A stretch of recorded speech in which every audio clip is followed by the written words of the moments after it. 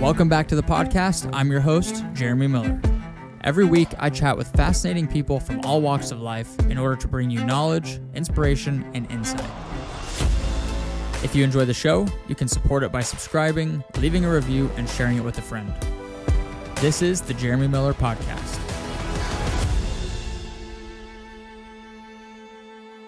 Zach Bitter, welcome to the podcast, man. I'm really excited to have you here. Yeah, thanks for having me, Jeremy.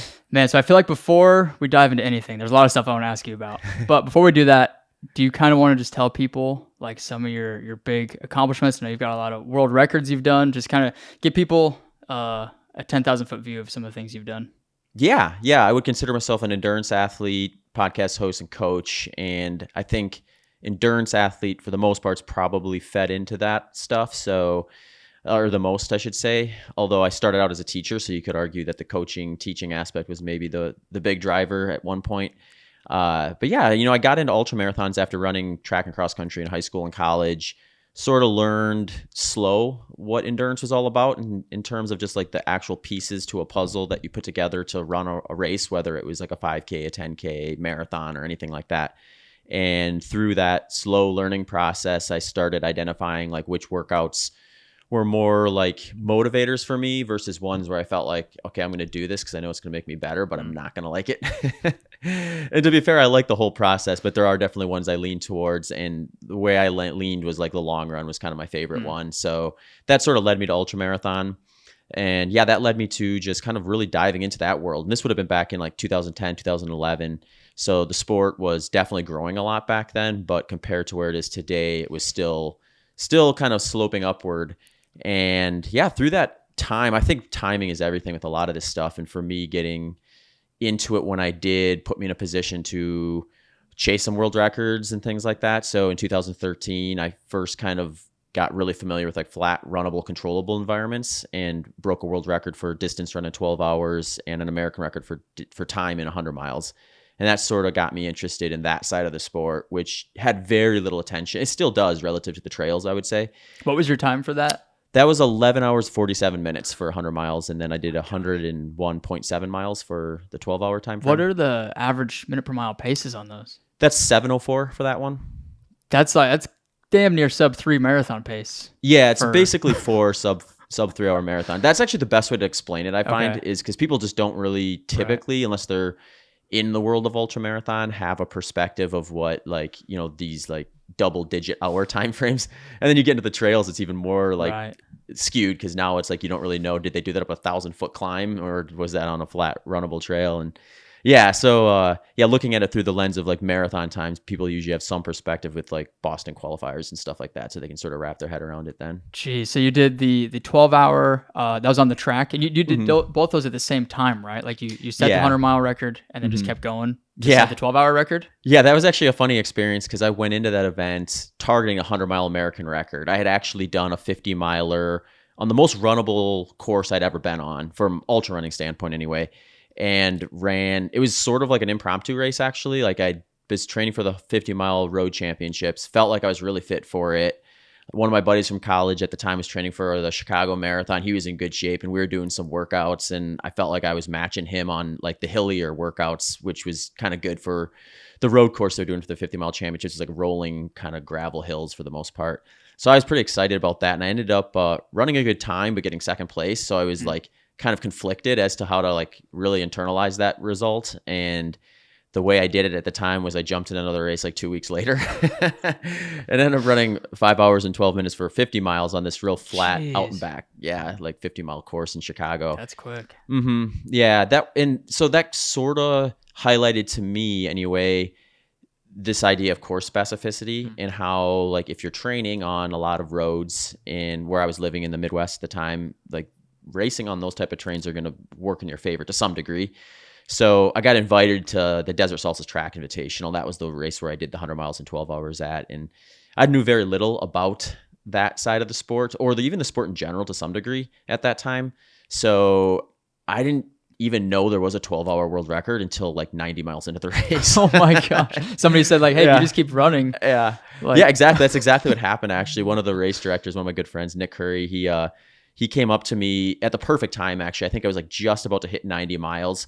I was starting to feel the fatigue of the day where I was like, okay, in my mind, I was like, I can go this pace, but not a second faster.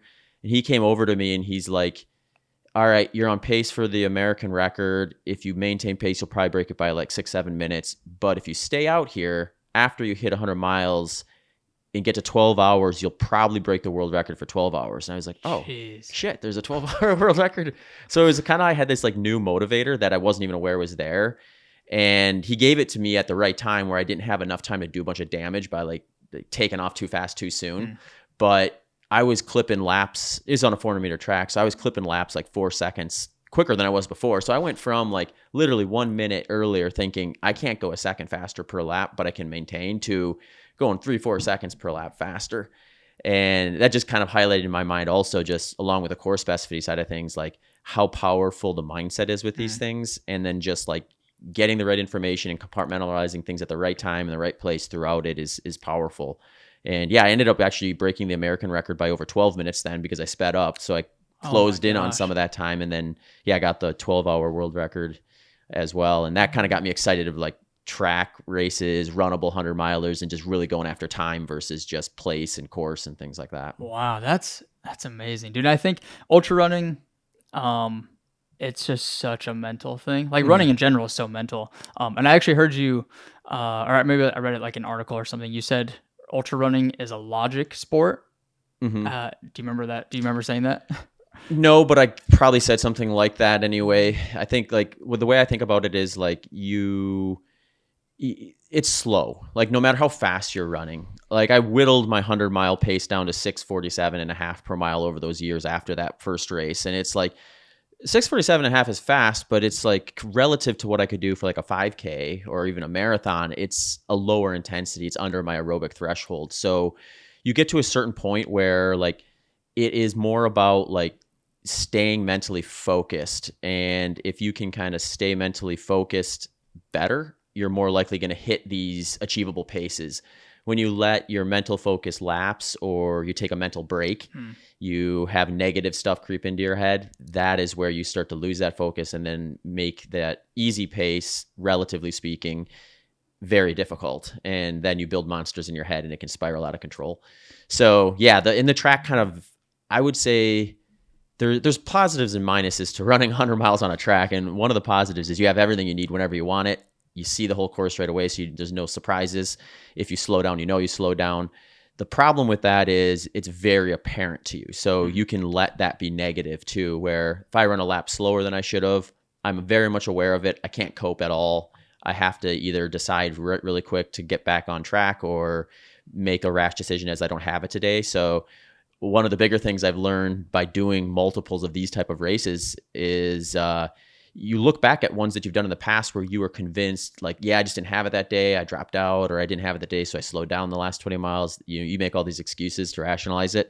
And in reality, then you finally push through some of those spots where you hadn't in the past. And you're like, makes you wonder, like, was it really just not my day back then? Or did I just not have the mental focus ready for that versus the physical side of things? My guess is, physically speaking, I was probably capable of running my fastest 100-miler much earlier in my career had I had the mental side of the sport fine-tuned the way maybe I do now. So do you think it's just like limitations that you put on yourself, or it's just like when you get to those moments where all that negativity can creep in? You think it's those moments where over time you just kind of develop that like callous to it, I guess? Yeah, I think it's probably a combination of limitations. I think if you don't put limitations on yourself, you will likely get through those maybe a little bit easier because you just have a little more self-belief. So you hit that roadblock, you're just maybe a little more stubborn. But you have to manage that because it's still 100 miles. So if you start thinking too aggressively, too early, you make the mistake I think most ultra runners make, myself included, the top people in the sport included, is getting out too fast. And getting out too fast is going to, create an environment just like I think with any endurance event. I don't think there's anything too drastically different between 100 miles and like the marathon and the 10K when it comes to pacing, where you want to like bank time. Like, people don't talk about banking time in the marathon or the 10K. They talk about this precise range of maybe like a fraction of a percentage to either side of even. And that's probably where the world records are going to lie. Right. I don't think the 100-mile is all that much different. I think there's maybe some course variance where like you have these courses where like the first half is really runnable, the second half isn't, or vice versa, where you're going to have like from a time standpoint, bigger shifts. But I think from an energy output standpoint, it should be pretty even across the board.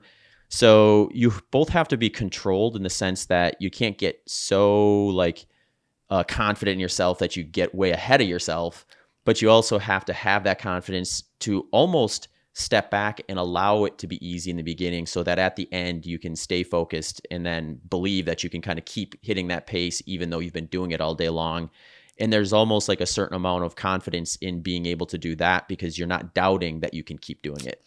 The banking time group is like, they're almost doubting themselves because they're like, I can't replicate that first 50 miles in the second 50 miles. So I need to bank time. And in reality, they're probably adding time, like every minute they gain, they're probably adding 2 or 3. So, that's a good way of looking at it. I always think of it as like banking energy versus banking time. And you described it perfectly there. Yeah. And I think there's a mental fatigue to that too. I think when you get out too fast, you burn mental energy as well as physical energy. So when you get to that hard part at like 70, 80 miles and you need to be really focused because any negative thing that is going to try to creep in at that point. So you got to be ready to kind of push past that. And if you've kind of drained your mental capacity a little too much as well as your physical capacity, you're just not going to have the will to do it.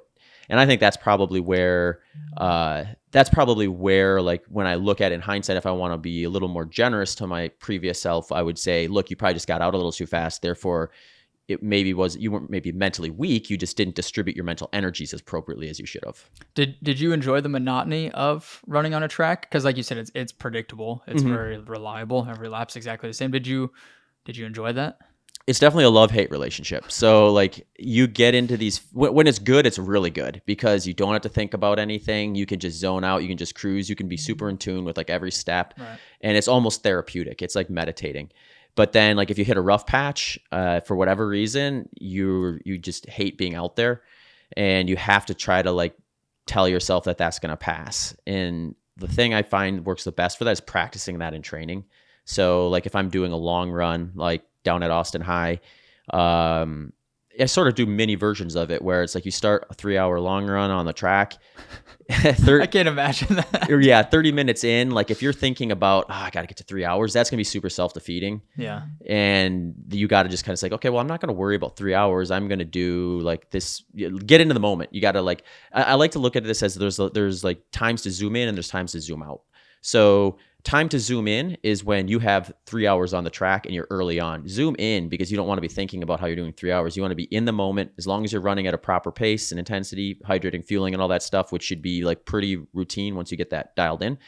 Then you're in a good spot. You want to zoom out at times when you're like standing on the starting line or your days before the race itself, and you're thinking like, you're hyper focusing in on this 100-mile, you're turning it into this monster in your head. You're thinking, how am I going to do 100 miles? How am I going to maintain pace? You want to zoom out and think like, wait a second, I've been preparing for this for 4 to 6 months. Every hour, every mile, all that time for that 4 to 6 months leading into the race is so much bigger than the race itself that by zooming out, you minimize that monster that is the race and you can kind of like relieve some of that anxiety and stress. So it's all about kind of, and I guess maybe go full circle on sort of the question at hand is just like, I think running a good 100-miler or your best 100-miler is really learning like those different experiences, which you can't necessarily get without doing.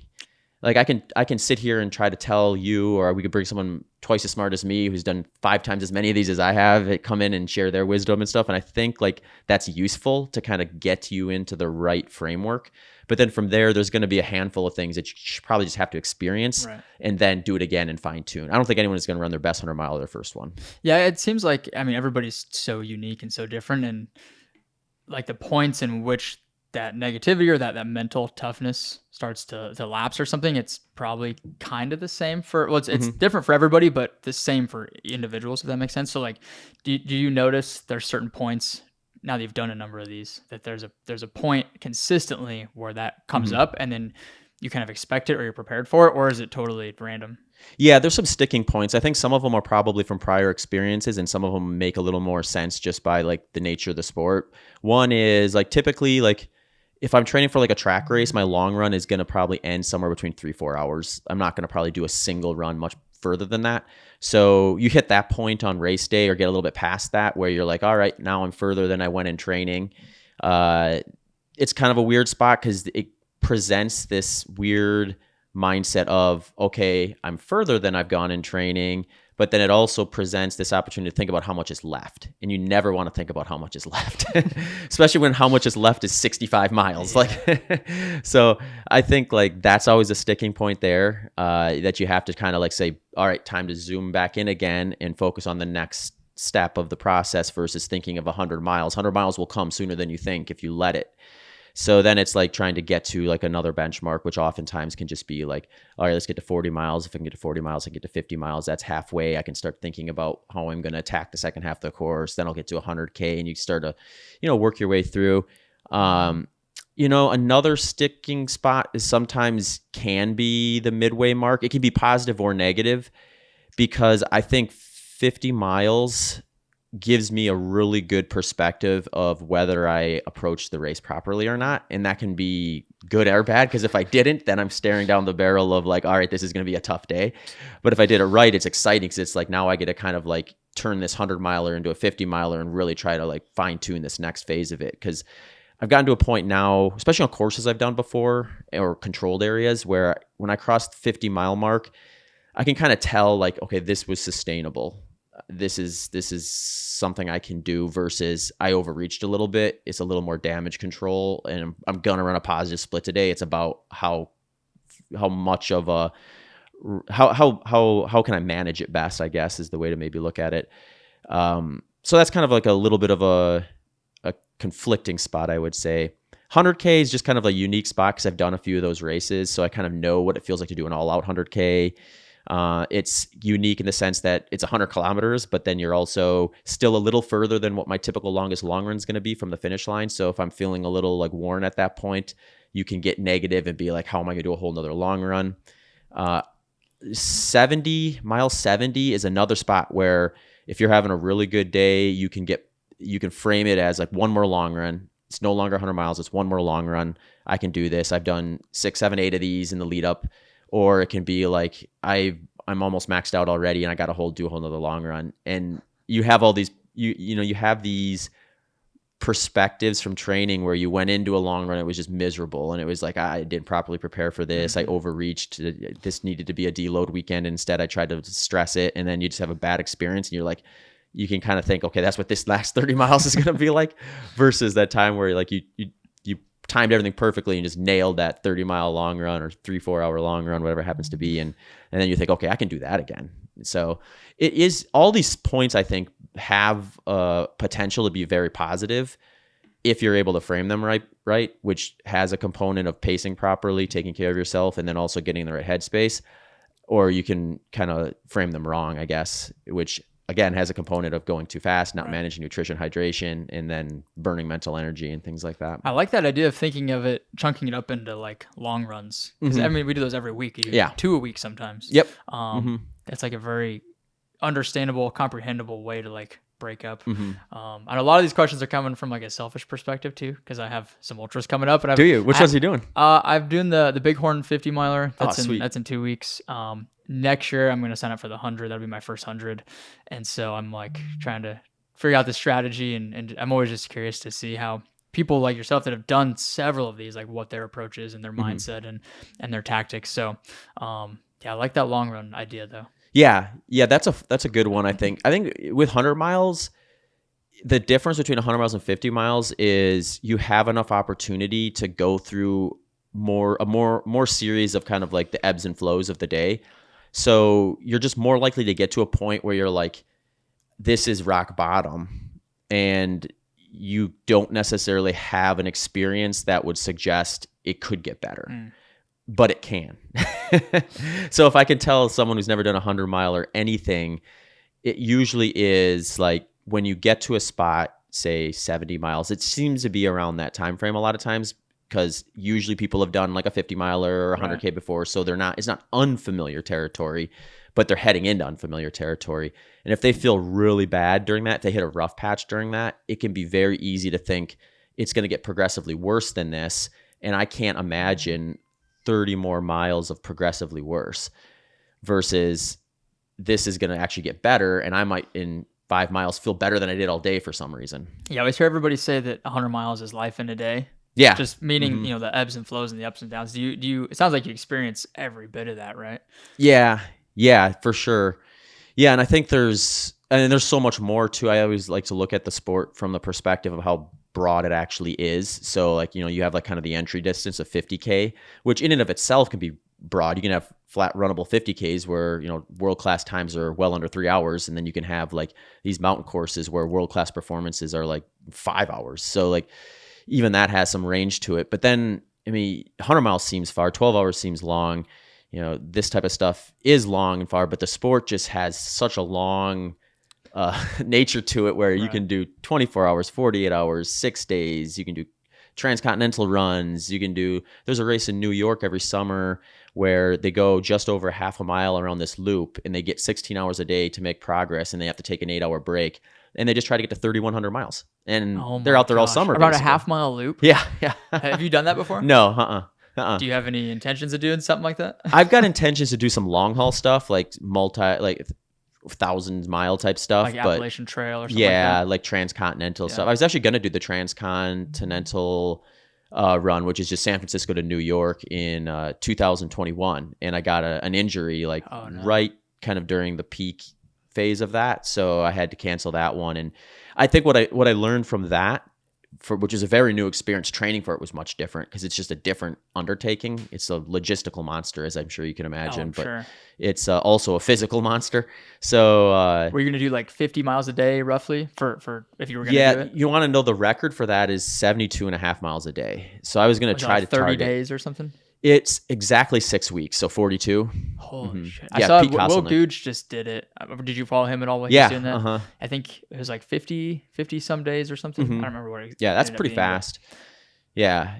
Pete Kosselnick has the record it's just, the crazy thing about Pete's record is he's done something crazier than this, but he averaged 72.5. He had a day off in there because early on, I think it was like day 7 or 8, really early, he did a lot of his training in the flat. I think he was in Nebraska at the time, somewhere in the Midwest, and he went over the Sierras and just pushed a little too hard on some of the inclines and like just aggravated some of the tendons in his ankle from just the flexion that he got on that pitch from, essentially hammering it all day long. So he had to take a day to let that settle down, and he still averaged 72.5 over the course. That's insane. Yeah. What's the longest? Have you done anything over 100? The furthest I've run is 125. 125. What was that? Was it a race or? Yeah, so that was an event I actually did. I was doing a 24-hour and just seeing how far you can get in 24 hours. And I actually broke the 200-kilometer track American record and stopped there because I had an issue with my right Achilles tendon that was bothering me a little bit in those last couple hours of that race. And my main goal race, I don't know why I was trying to do it. Well, I know why I was, but this was in 2014, so I was still pretty dumb.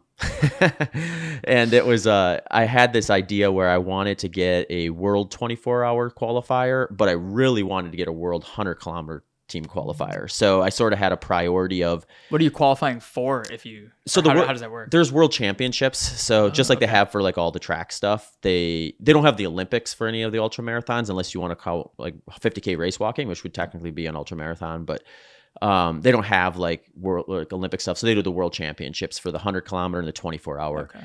And just the way like the year kind of played out, there's the national championships, the U.S. national championships for the 100K, is the easiest. I shouldn't say the easiest way to get it. It's the most direct way to get on the team because if you win it, it's an auto qualifier versus like running a time standard and hoping you have one of the top 6 times essentially, which is then you're waiting to see if anyone else tries to snipe that spot from you.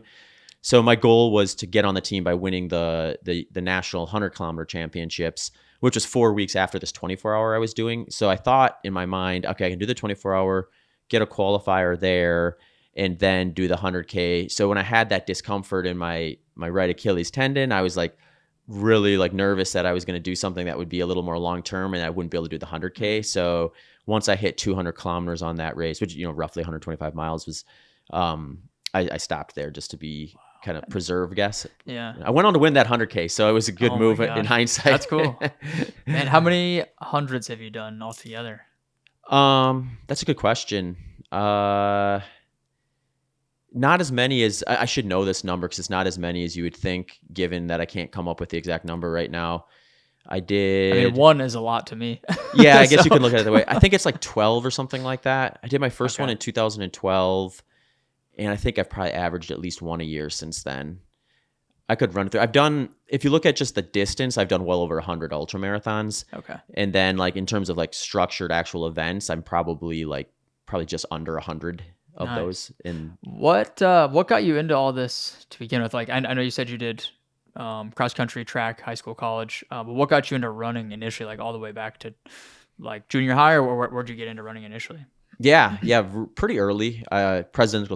Presidential Physical Fitness Challenge is what even introduced me to endurance running. I have no idea what that is. Yeah, you're too young. How old are you? 25. Okay, yeah. I don't know when they stopped doing presidential physical fitness stuff. Probably shortly after I was out of high school would be my guess, because I was a teacher. I don't ever remember them doing it when I was teaching. And it's basically this battery of fitness tests where you just do it's actually cool. I wish they'd bring it back because it highlights where your strengths and weaknesses are at. And it's pretty well balanced in the sense that it's not just strength, it's not just endurance, it's not just mobility and stretching, it's all of that. So I got my first perspective amongst my peers as to you're not just fast or slow, you're not just strong or weak, you're not my mind at that time was there's athletes and there's non-athletes, and you want to try to be an athlete if you can. and I realized it's if we're going to have a pull-up competition or the 100-meter dash, there's going to be peers that are going to just smoke me in that. And then when we got to the mile run with my very small class, I realized, I can beat all my peers at this. So that was kind of my first perspective of just discipline advantages from one sport to the next. How old were you when you did that? I think 11 or 12. Okay, so it was probably sixth grade, I think. Yeah, sixth grade. So yeah, then it was just kind of that sort of fed into everything from there, where my dad was intuitive enough to recognize that he should do as many sports as possible in order to really figure out what I like and stuff. And that was I wouldn't say it was even encouraged. It was expected, which I'm very grateful of. I remember I had a friend in middle school. His parents said you can do 2 sports per year. I was like, man, that sucks. I can do as many as I want. That's cool. So you played everything growing up? Yeah, basically. all of it: baseball, football, soccer. I even did some league softball in high school, track and field, cross country, most of it.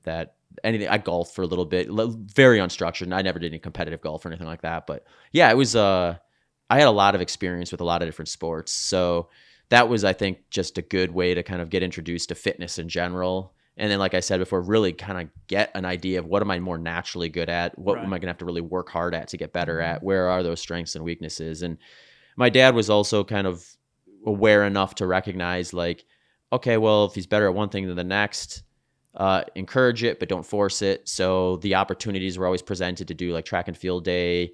We'd go on these summer vacations, and my dad would find this random cross country meet just outside of Milwaukee, Wisconsin. And is that where you grew up at? I grew up in Wisconsin. Yeah, we were in at the time we were in Manitowoc, Wisconsin, which is kind of on Lake Michigan between Green Bay and Milwaukee. So we would do some big family vacations every other year, and then we'd also just do some smaller ones in the state too, on off years and things like that. And so just having opportunities presented to do the sport. And then in high school, I didn't even do cross country my freshman year. I actually played football. Reminded myself that wasn't the move, and then did cross country for the final 3 years. But I did track all 4 years in high school, and recognized my freshman year in track, you should probably do the mile or 1600, 3200.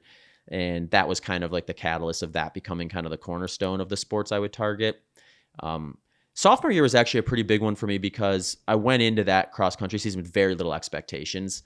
I think high school was a little bit of an eye-opening experience to me, where it wasn't it was bigger in every sense, but one of it was I'll very much get cut from the basketball team. I'll ride the bench on the football team, and but I can make varsity in track. And then so going into cross country in my sophomore year, I don't know that I had the foresight of thinking you should target being like a contributing member of the varsity team. I was just like, maybe I'll get lucky and make varsity.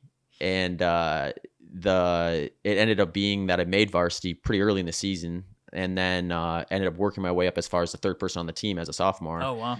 Yeah, so that was exciting. And I mean, we had a junior senior heavy team that year, and we had a pretty good team. We had one guy who was pretty high caliber, but the rest of the team was kind of just more balanced, where we had a lot of back and forth and a lot of groups where you have these packs kind of coming through the finish line close together, which the way you score cross country meets is just aggregate position, and you want a low score. So if you get first place, it counts 1 point. Get 10 places, 10 points.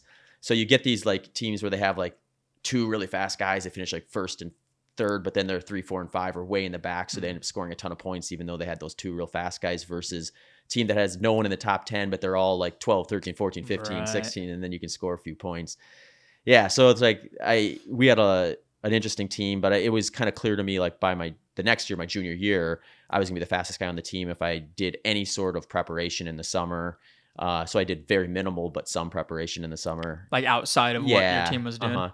Yeah. My junior year, I definitely wasn't as focused as I could have been, which was probably good in hindsight, but also, I mean, you leave some stuff on the table, I think, early on by doing that, but then the fact that I'm still in the sport today may be because I didn't over-rush things as well. It really wasn't until my senior year we had a coach who was the first kind of adult figure in my life who wasn't just there to coach because there was like they were asked to. It was like, right. He wanted to be there. And that makes a big difference. Yeah. My other coaches, I shouldn't say they didn't want to be there. They just didn't have any real life experience with running. Right. So like this guy, he was a runner and he loved it. And you could tell he would talk about it all day, anytime. He would talk about all the aspects of it. He's the first person that I really knew that would actually feed me information that was very curiosity provoking. Mm.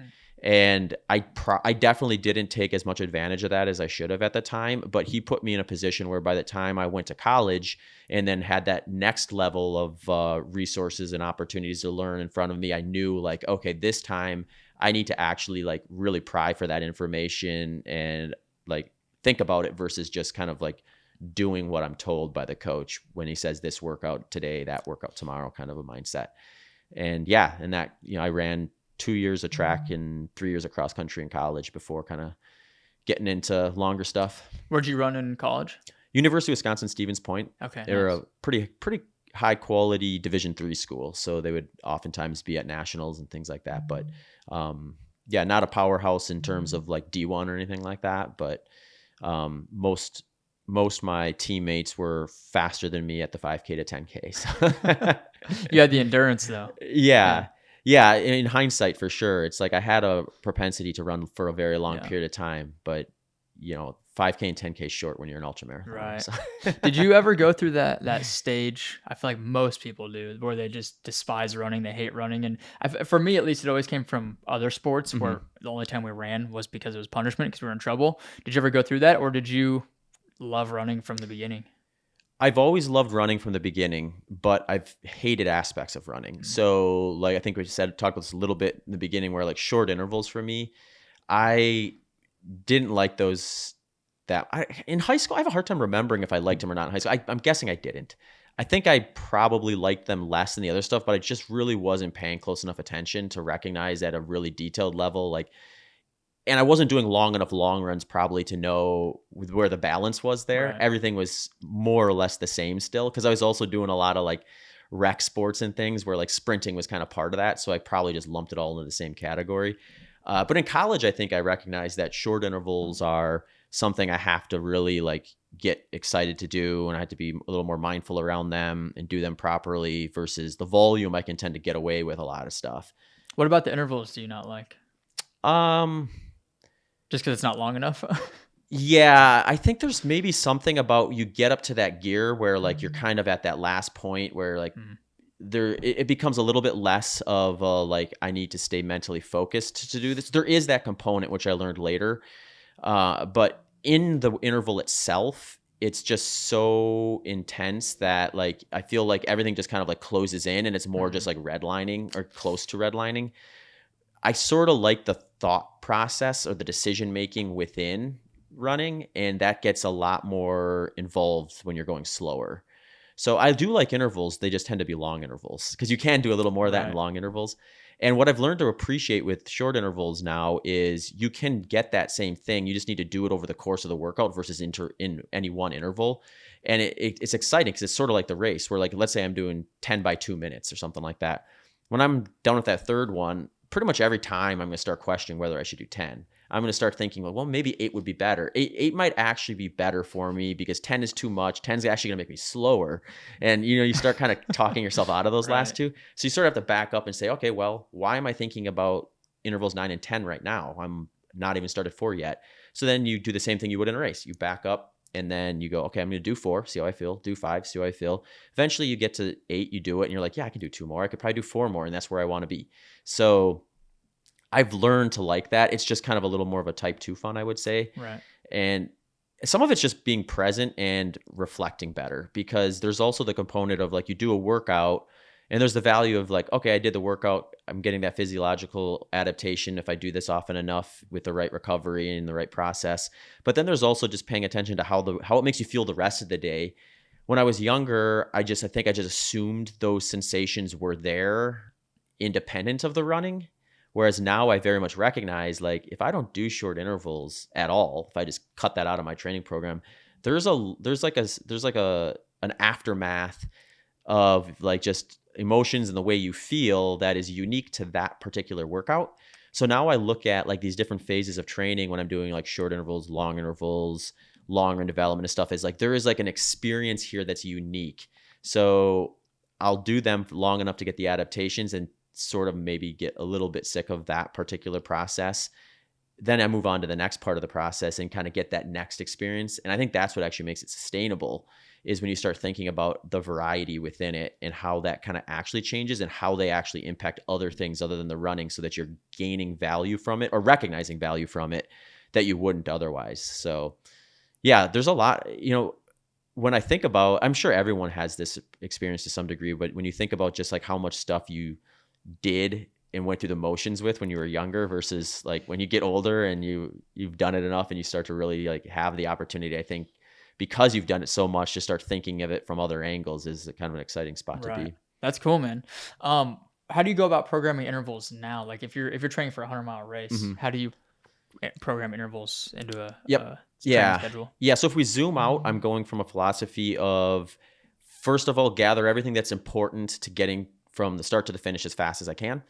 Then from there, you go from things that are least specific to the intensity you're going to do on race day to most specific kind of order of operations.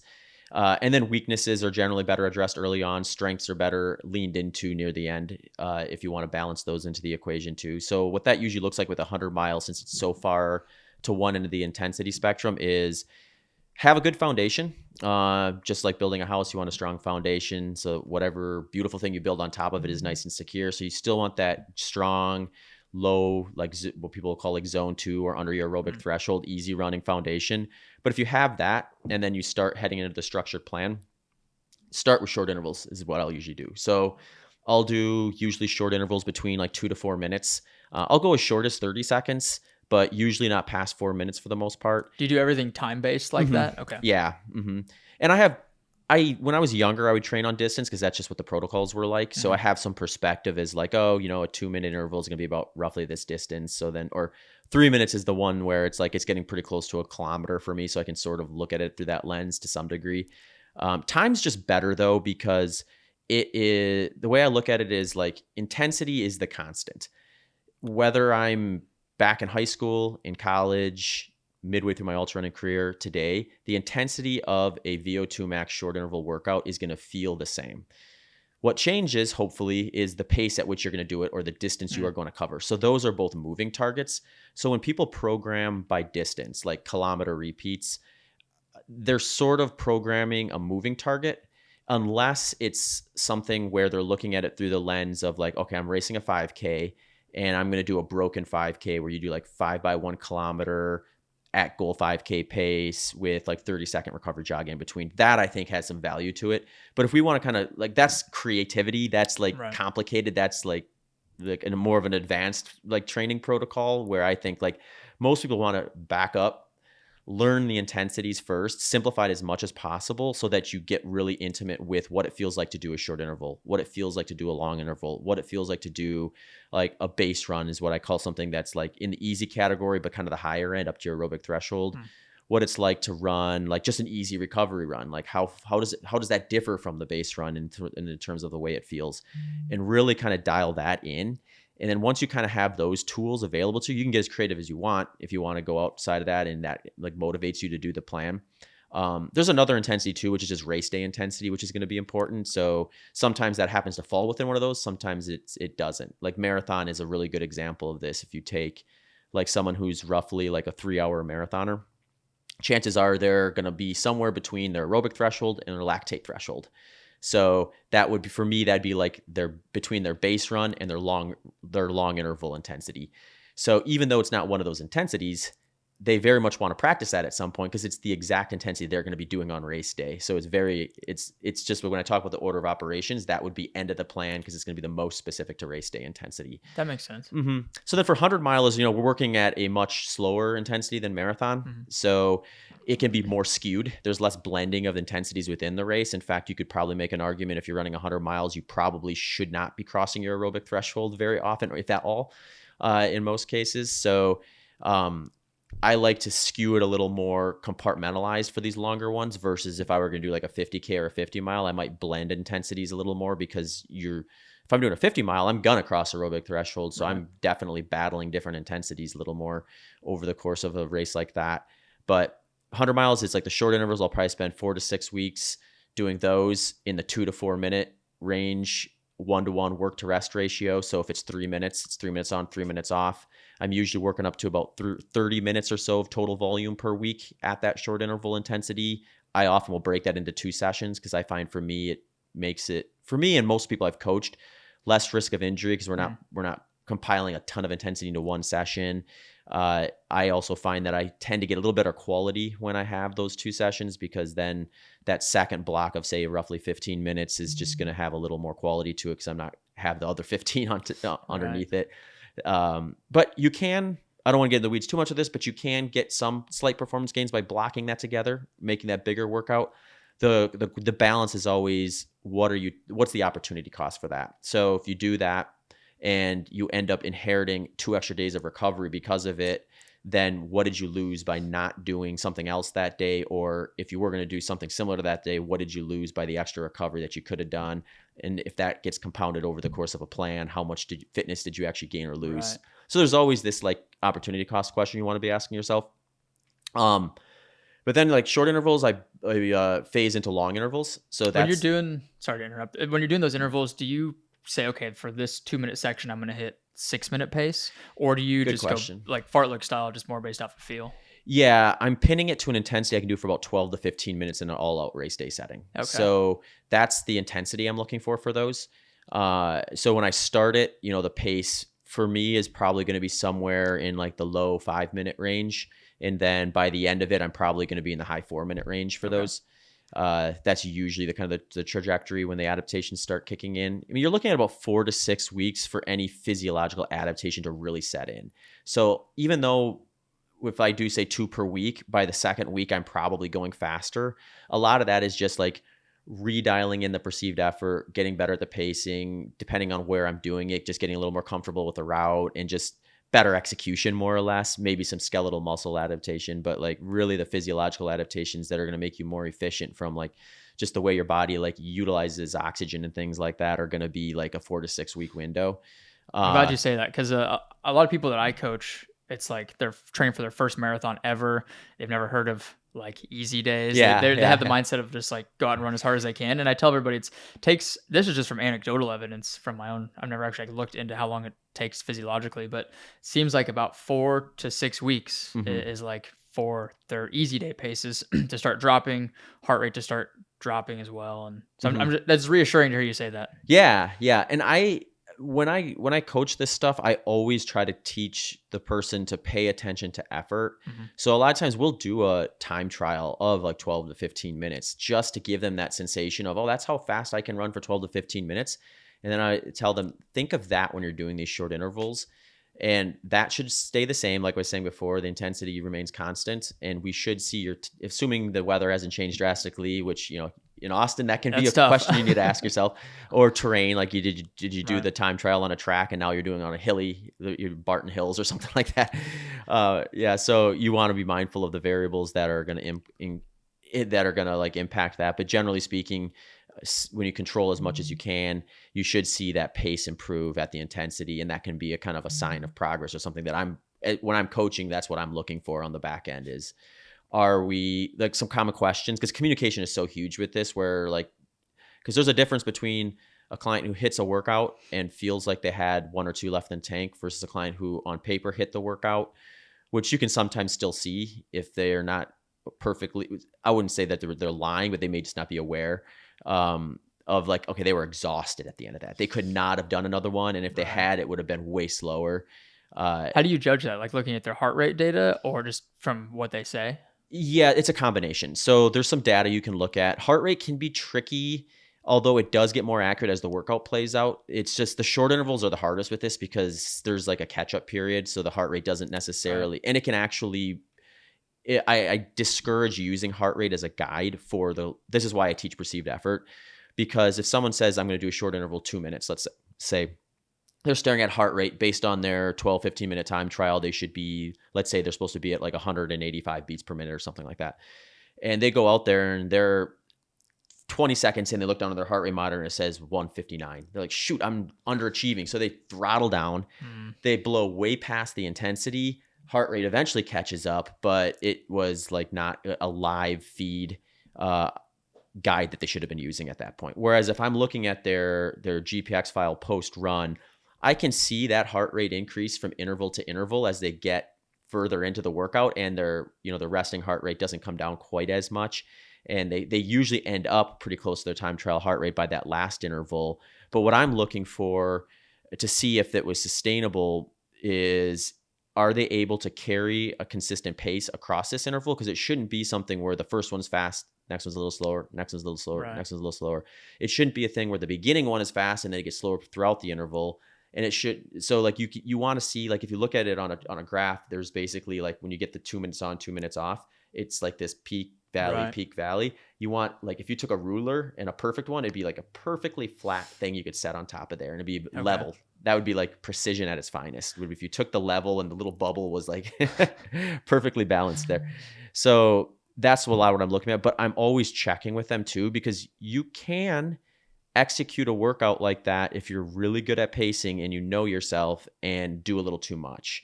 So I definitely am always talking to them about, well, how did it feel? Did it feel like that last one was significantly harder? Did you feel like you could do more at the end? Like if I had let's say I sent them out before like 8 by 2 minutes or something like that, and then could you have done 9 or 10 if you had to? And if they're like, yeah, I could have. And I can usually tell by the graph if that's accurate or not to some degree, because chances are if they were like, if it is that really clean graph and it matches up with their perceived effort, then you have 2 data points that are very much pointing in that direction. So, but it always tells itself over time too, because if they're overreaching consistently, eventually it's going to show up in the workouts, show up in the training, and then we course correct. And some of that's just part of it too.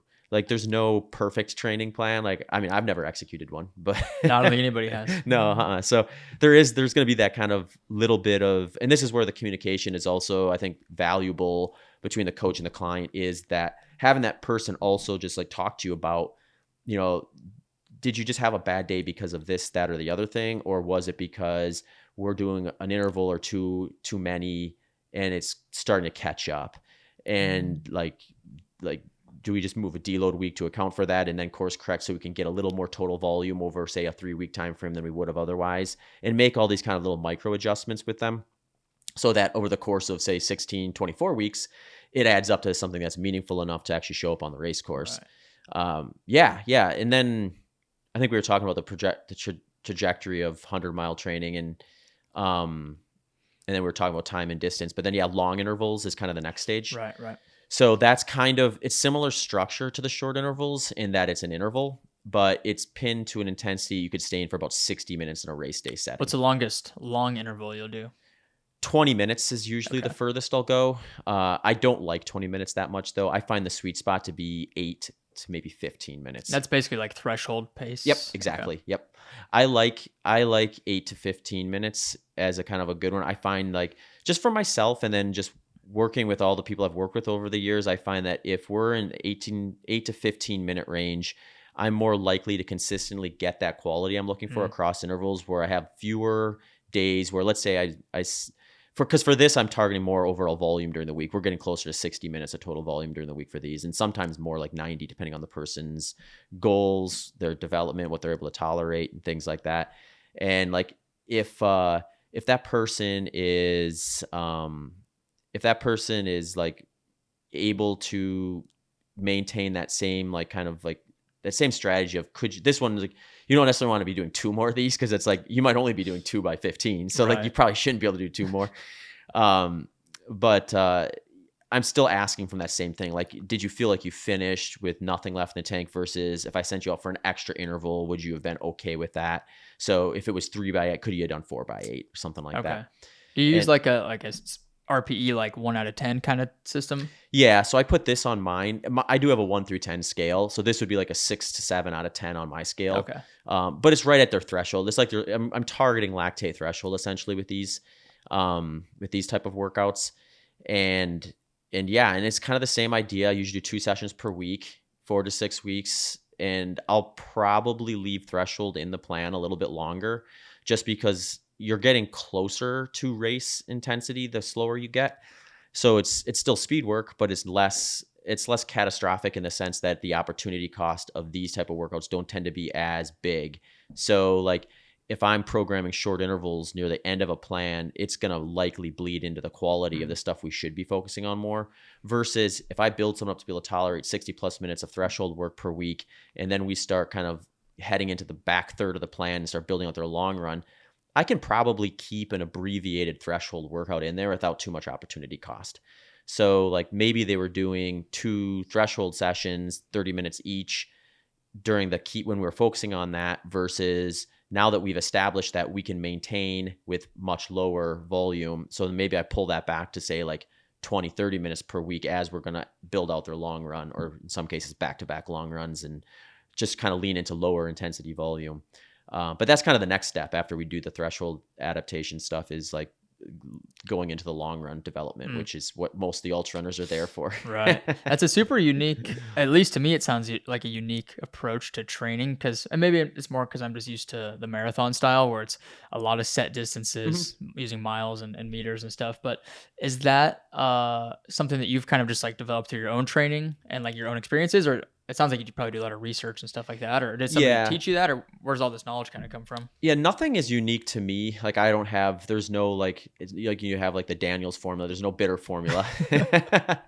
So it's all basically just looking at, I think once you find kind of like what is the goal intensity of a race, to me, it gets so much easier from there.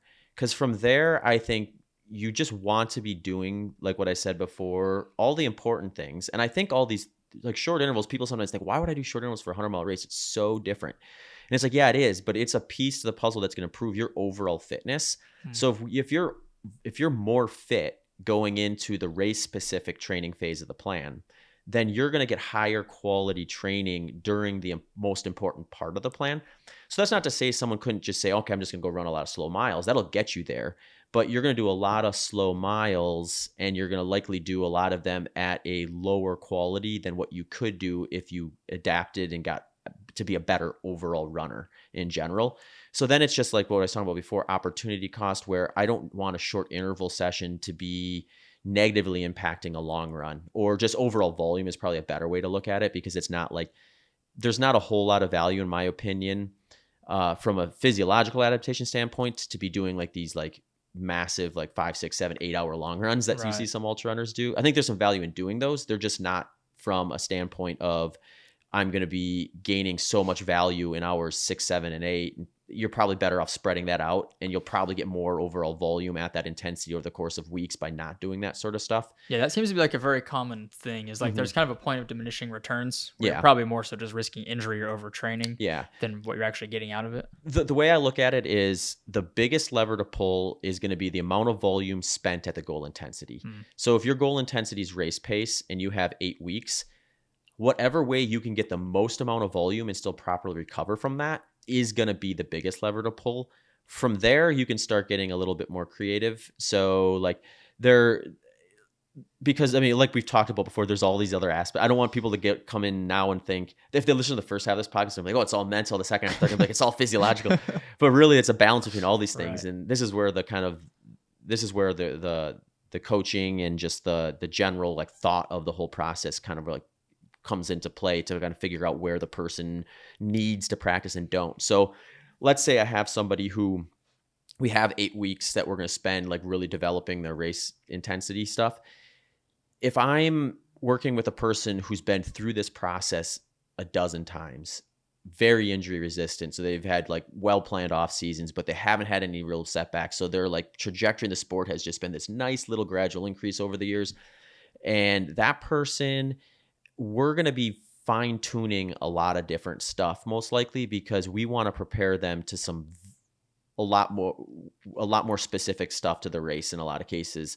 And so that might be like, yeah, I might send them out for an 8-hour long run if the race they're doing is going to be one where we need to know exactly how this gear setup, this nutrition strategy, this pacing strategy, how sustainable do we think this is going to be, all sorts of different things to get dialed in to make sure that we get an opportunity. Oh, here's another one, an opportunity to actually go through some ups and downs. Because if I'm doing nothing but like 2.5 hour long runs and having more overall volume because of that, that may be good in one aspect, but if that doesn't put me in a position to be able to go through those ebbs and flows of the long day, and I buckle under that, then I should have probably done some longer sessions where I learned how to navigate that.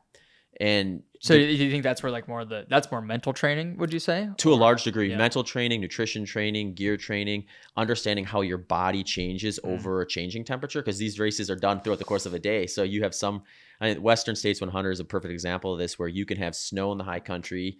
It can be like literally like in the 30, 40 degree frame in some spots that course. Then you can get in the canyons. Some years it's 100 degrees in there, and you can have that all in the same day. So like you have to know like, or you should have an idea of like, when I hit those warmer temperatures, when I leave the aid station, I should have this, that, and the other thing.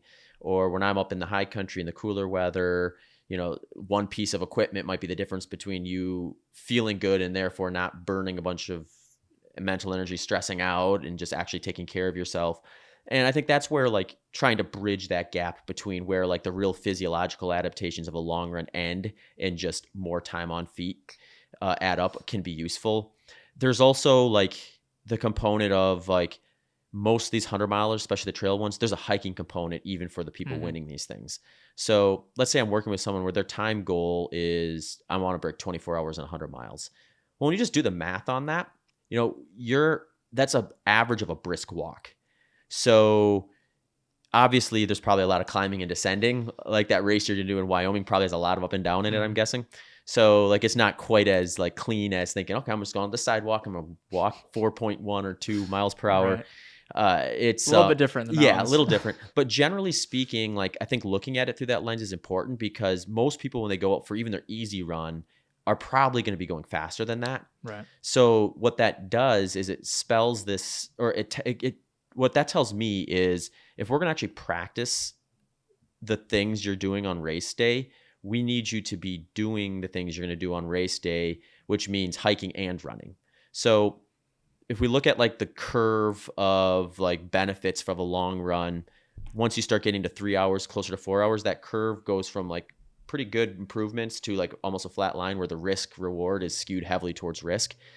I don't have a problem with people going past that. I think you just want to be mindful of when you go past that, you should be going race intensity, not your typical, what people would maybe think of as a long run intensity.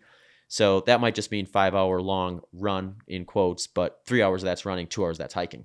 So you get that experience of being out there, but you get it at race intensity, which is even more valuable.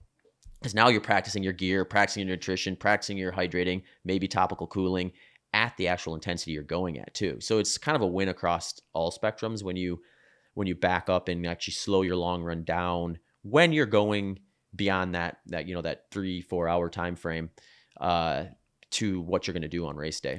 Yeah, that's a good way of looking at it. I definitely wanted to ask you about the nutrition side of things, because are you still keto, low carb? Yeah. I've been doing the way I like to describe this, because it gets so confusing to people, I think, where they hear keto and some people will think that's just kind of like generally low carb, whereas other people will think it's no carb. So like what I'll say is like a strict ketogenic diet or a very low carbohydrate diet is like a pretty aggressive formula where you're looking at like probably 30 to 50 grams of carbohydrate or less per day.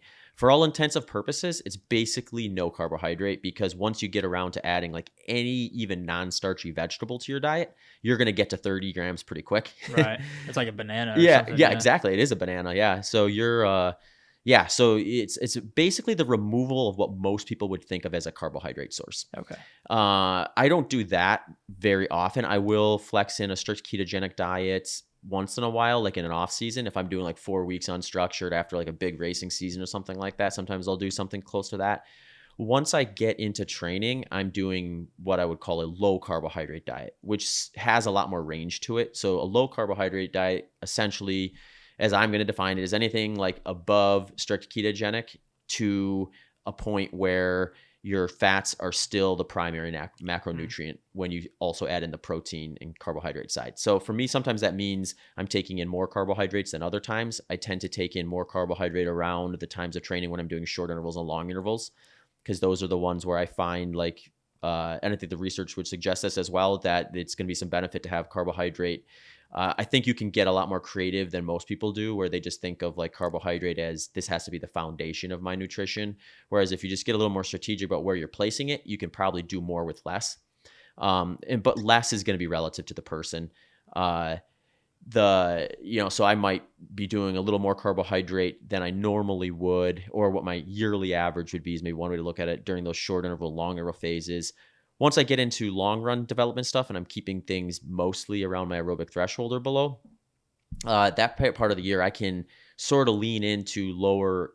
I'm still not going strict ketogenic at that point, because I definitely still want to use carbohydrates on race day. So I'm not looking for that trade-off of significantly down-regulating my body's ability to use exogenous carbohydrates either.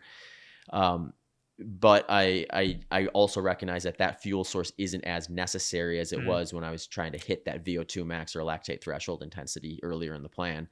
So I'm still like I have kind of like a seasonal, I guess, or like a phase of nutrition where it's all kind of under this low carb umbrella, but where under there is going to kind of shift depending on where the focus is in training. And really my goal with that on race day is improve fat oxidation rates to the degree where I can minimize carbohydrate intake during the day to what I consider a manageably digestible amount. So one of the things with ultramarathons is, if you look at the research on just the fueling side of it, which is a big piece to this puzzle, I think, right. You get, and then there's fueling in the marathon too, but it's really when you get to ultramarathon where like eating becomes a huge component of what's going to happen on race day. So I find for me, if I'm at around 40 grams of carbohydrate per hour, I can get that in most conditions without having any gastrointestinal issues. When I start pushing past that, that's where it starts to get where like, all right, if it's past 50 miles or like 6-7 hours, it starts getting a little more shaky. It gets up to 100 miles. It's like I'm rolling the dice. And that's where a lot of people are. Because if you look at the research on gastrointestinal issues with single-day ultramarathoners, we're looking at about a 50% experience with that. And that's going to range from severe to mild. Mild, most people are going to have to some degree and probably be able to tolerate it. Severe, that's puking up gels, you're just shitting out your nutrition, right? like the stuff you don't want to be doing. Yeah. It's going to take time off your finish for sure, or add time to your finish for sure. And just going to be a miserable experience. Yeah, because you're not actually processing a lot of that. Right. So you have like an upper GI and lower GI distress, and upper GI is going to probably come out the front end. Lower GI is probably coming out the back end. Do you do fruit or like solid foods or gels, or what do you normally do for carbs during a race? Yeah, combination. So like I'll do I like it to use like a sports product as like part of it because it's just easy. It's liquid or gel based. So it's quick, it's convenient. Once you start getting to the 100-mile distance though, I think you want a blend of solids and liquid gel stuff. What gels do you typically use? I use a company called S Fuels. They make I haven't heard of them. Yeah, they're relatively new. They're interesting. They actually fit my lifestyle perfectly because they're a low carbohydrate lifestyle brand. Oh, nice. But they work with they do a lot of research for their product with this guy named Dr. Dan Plews out of New Zealand. He's like the age group world record holder for Kona. Okay. He's like a half full Ironman guy. He's got an exercise phys lab, and he kind of has a similar nutrition strategy to me. So the whole like catalog is kind of built around kind of my strategy or the strategy I use, which is like a foundation in fat and then like right fuel at right time where you bring in the carbohydrates. So they have like their protein stuff. They have their lifestyle bars that are going to skew low carb. And then they have like they have a powder that's basically a low carb powder too. Their Race Plus and Race Plus gel is what I'm going to use on race day because that's going to be their carbohydrate-based stuff. Do you know what it's made out of? The ingredients? For the Race Plus? Yeah, for the gels. Oh, like if it's fructose or glucose type combinations? Yeah, because I use Spring. And it's all like whole foods, which is great. Yeah. I'd have to pull up their exact formula to tell you like precisely how their split goes. But the way to think about it is like when you're looking at any of these nutrition, there is a digestibility like game you can play.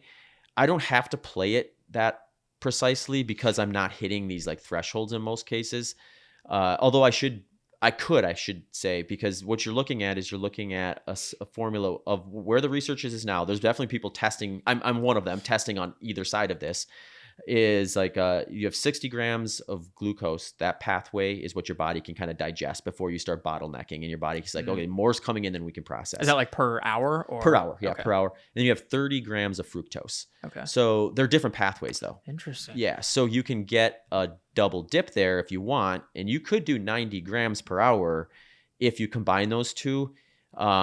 This is all in the lab. So like, there's, as we know, the lab and the field don't always match, which is why sometimes people do 90 grams and get to the finish line unscathed, and other people do 90 grams and they show up in the porta potty. What are examples? Times. You said it was fructose and then glucose and fructose. Okay. Yeah. So what are examples of those two sources? So basically, if you think of like glucose is just basically pure sugar. Okay. And then fructose is going to be like the fruit based. Okay. Yeah. So most sports products are going to do a 2-to-1 blend of those because they know the research. And the last thing a nutrition brand wants is for you to take their product and have a digestive issue. Right. That's fair enough. Yeah. So they tend to follow that stuff pretty precisely. So like, I bet you if you brought up Spring's gels, they would probably reflect something similar to that. So Single Day Ultra is going to recommend 50 to 70 grams per hour if you're following a moderate carbohydrate diet, which they would recommend. And then from there, they would recommend a process of kind of a mixture between a sports product and a solid food.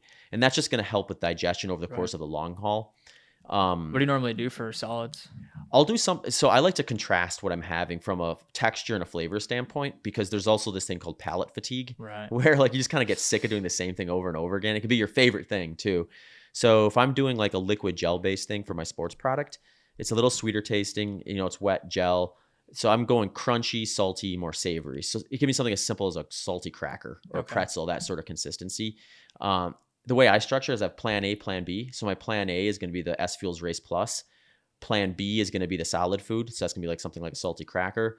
Plan C, I'm going to have as kind of like a backup for all of this, where I look at the aid stations and what they have available at the race I'm doing and start figuring out, okay, what are my options?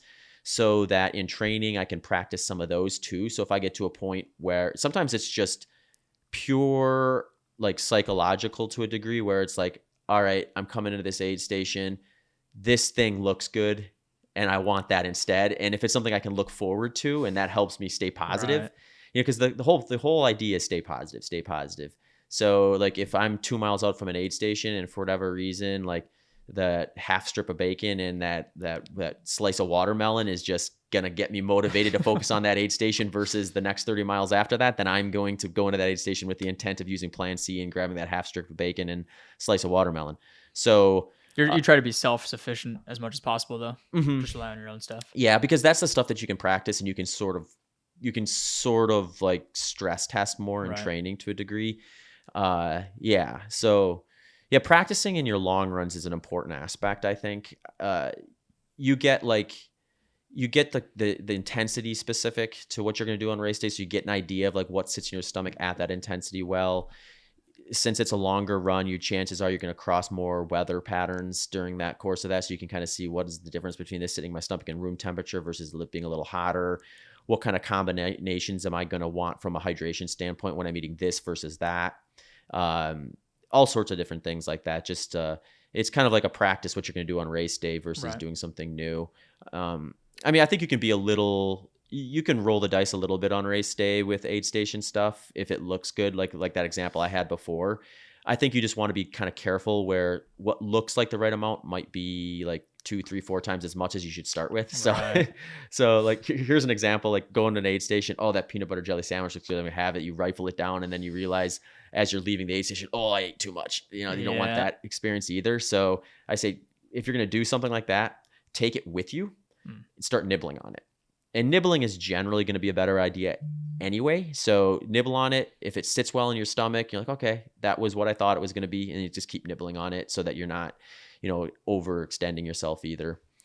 Yeah. I mean, the nutrition side is crazy. I think with ultramarathon running, because the intensity is so low, it just opens the door to a lot more variety. So my recommendation with people is like, first of all, unless you're really curious about, like, some people are just really curious about low carb because they're like, oh, I like the idea of not having to try to focus on eating as much during the race itself. Some people just, I think dietary like culture, especially online, is just hilarious because it's like people trying to tell everyone what the best way to eat is and that everyone should be doing this or whatever they're doing. When in reality, I think it's more of like, what is a way of eating that you can sustain at the individual level? Like you got to be able to do this over and over again. So find something that you can actually do versus something that you visualize as being cool or great, but then by week 3 you're no longer adhering to it because it's not sustainable for your particular personality or whatever. Right. And the nice thing about ultra running is you sort of get that, where from when I started ultra running, it was very much in that same mindset of just like carbs are king, everything should be based around carbohydrate, and if not moderate, certainly high, that sort of or if not high, certainly moderate kind of a mindset. And most people are probably going to be moderate carbohydrate, so it's probably a good place to start. I mean, that's where I started. I didn't have any issues really with using carbohydrate when I was racing in college and the shorter stuff and things like that. So like, I think like most people, the way I explain it is if you just blindfolded yourself and went into a grocery store and just started grabbing stuff off the shelf randomly, you'd probably end up in the moderate carb category. Mm-hmm. Most people are probably not putting a ton of thought into that, so they're probably moderate carbohydrate. Yeah. So you can start with that and then kind of see where you go. Where I think it gets interesting is if you're thinking moderate carbohydrate is going to need about a 50 to 70 gram per hour frequency. There's going to be the range of people who can do that. There's going to be a range of people who can go well above that and be just fine. And there's going to be people who struggle mightily to get anywhere near that. And they're going to be the ones on that where I was talking about before, where like 50% of the people have some sort of gastrointestinal issue. Of that 50%, it's about a 50-50 between like modest to severe. So we're looking at like a quarter to a third of the people are going to have some sort of severe gastrointestinal issue during the course of the day. So my theory is that group of people likely have two options. They either have to train themselves to be able to eat at that frequency and not get those issues, or they need to adhere to a dietary practice that allows them to eat what they're currently eating and not have the performance dips that they're going to get by not hitting that 50 to 70 grams. So a lot of times that's where my starting point is with people when I'm coaching. If someone's like, hey, I'm interested in this, what do you think? Or maybe sometimes they'll just straight up ask, like, should I switch to a low carbohydrate diet? And I'm like, well, let's look. We look at their diet and they're like, let's say they're 60% carbohydrate. They've done 7 ultra marathons, 200 milers, and they've never had a digestive issue. Probably not going to switch with them unless they're doing all these and they tell me I haven't had any digestive issues, but I'm only getting in 30 grams per hour. Then we might say, okay, we've got two options here. We can try to stress that up to 50 to 70, You can try that, see if that works, because that's probably going to produce a better performance for you on a moderate carbohydrate diet. Or if we suspect or eventually learn that 30, 40 grams is kind of their limit, they're just not going to get past that without really getting risky, then they may be better off kind of just having a foundation of their diet in fat and less in carbohydrate in order to kind of lower that need for them on race day and ease the burden of the logistics and hopefully the gastrointestinal stuff. Yeah, the nutrition thing is just so subjective to every single person. That's why it's always a horrible idea to just blindly see some influencer on Instagram eating a bunch of stuff or recommending stuff and just go out and try it during a race or something. That's obviously a bad idea. The nice thing now with ultramarathon is they're getting, I think, a little bit more to the point where they're not being too dogmatic in either direction. At least when you get people, when you actually sit down and unpack the nuance of it and get past just kind of like the surface level, like argument stuff. And it's more like they're kind of like, get enough protein, like, you know, hit your protein targets, hit your energy intake targets, like don't undereat. like that's going to be more problematic than whatever. Like if you're under-eating consistently and you're underweight, like that's going to be a bigger lever to fix than any macronutrient ratio is going to be. So from there, it's like, then it's like whatever your balance is between fats and carbohydrates is probably sort of irrelevant at first, unless like that stuff I said before becomes present to you, where maybe you're someone like myself where I struggle to hit like 70 grams of carbohydrate, 50 grams of carbohydrate in some cases for longer efforts. And generally speaking, I like the lifestyle too. So like from a sustainability standpoint, the repetition day in and day out of the way of eating I have it just works well for me. So you know, some people will be on the opposite end of that spectrum though, and they'll be like, I really want 70% of my intake coming from carbohydrate. So for them, like their lifestyle has to match it. So what got you into low carb to begin with? Yeah, I started at the end of 2011. I had done my first kind of full season of ultramarathon running, and I just didn't find my approach, and this was probably multifactorial, didn't feel sustainable to keep doing it the way I was. And I hadn't done 100 miles yet at the time, and it certainly inter-race didn't feel sustainable, where I'd finish a 50 miler and I wasn't having like severe digestion issues or anything, but I was finishing them thinking like, there's no way I'm fueling like that for 100 miles. And I wasn't going crazy. I wasn't pushing like 90, 100, 110 grams that you do see sometimes. You know, I was very much in that 50 to 70 gram range, probably closer to 60 than 50, and maybe at times up to 70, but I wasn't exceeding that. And it was just like, it didn't feel sustainable to be able to kind of repeat that. So I was heading into an off season, and I had an opportunity to just play around with some nutrition stuff, because my other piece of advice is like, don't throw a wrench in your nutrition if something's working relatively well in the middle of your training, or right before your goal race or something like that. If you're going to try to make this switch, ideally start it in the off season when you have like some time to do some unstructured stuff, and then ease into the structured stuff again. Because if you add a dietary stress on top of the physical stress, you're pulling that stress lever in multiple directions. So replace it when you reduce the training stress of your life. That's the opportunity you have to maybe take on the dietary shift stresses that are gonna take anytime you like shift your macronutrient targets to a large degree. So I did that. I was really fortunate. I got in contact with a couple of guys, Dr. Jeff Ollick and Dr. Stephen Finney, who've been kind of like the guys who really spurred low carbohydrate, at least around performance, kind of in this last round of it anyway, a round of research. So I got to get to know them and some of their work and get some pointers from them. And there's probably a dozen mistakes I would have made had I not been able to hear what those guys had to say. But I mean, I started out following a pretty strict ketogenic diet, thinking, okay, well, this is the lifestyle switch. I went into it thinking not knowing what was going to happen. So I was pretty open to adjust if I needed to. And I got through 4 weeks of my off season feeling pretty good with it. I wasn't doing much training, not structured anyway. And But things were going pretty smooth after 4 weeks. It wasn't until I kind of got into the phase of training where I started reintroducing some speed work, where I felt like, then I felt like I was like, I feel great at like that aerobic threshold range, and I can maybe do like a speed session here and there.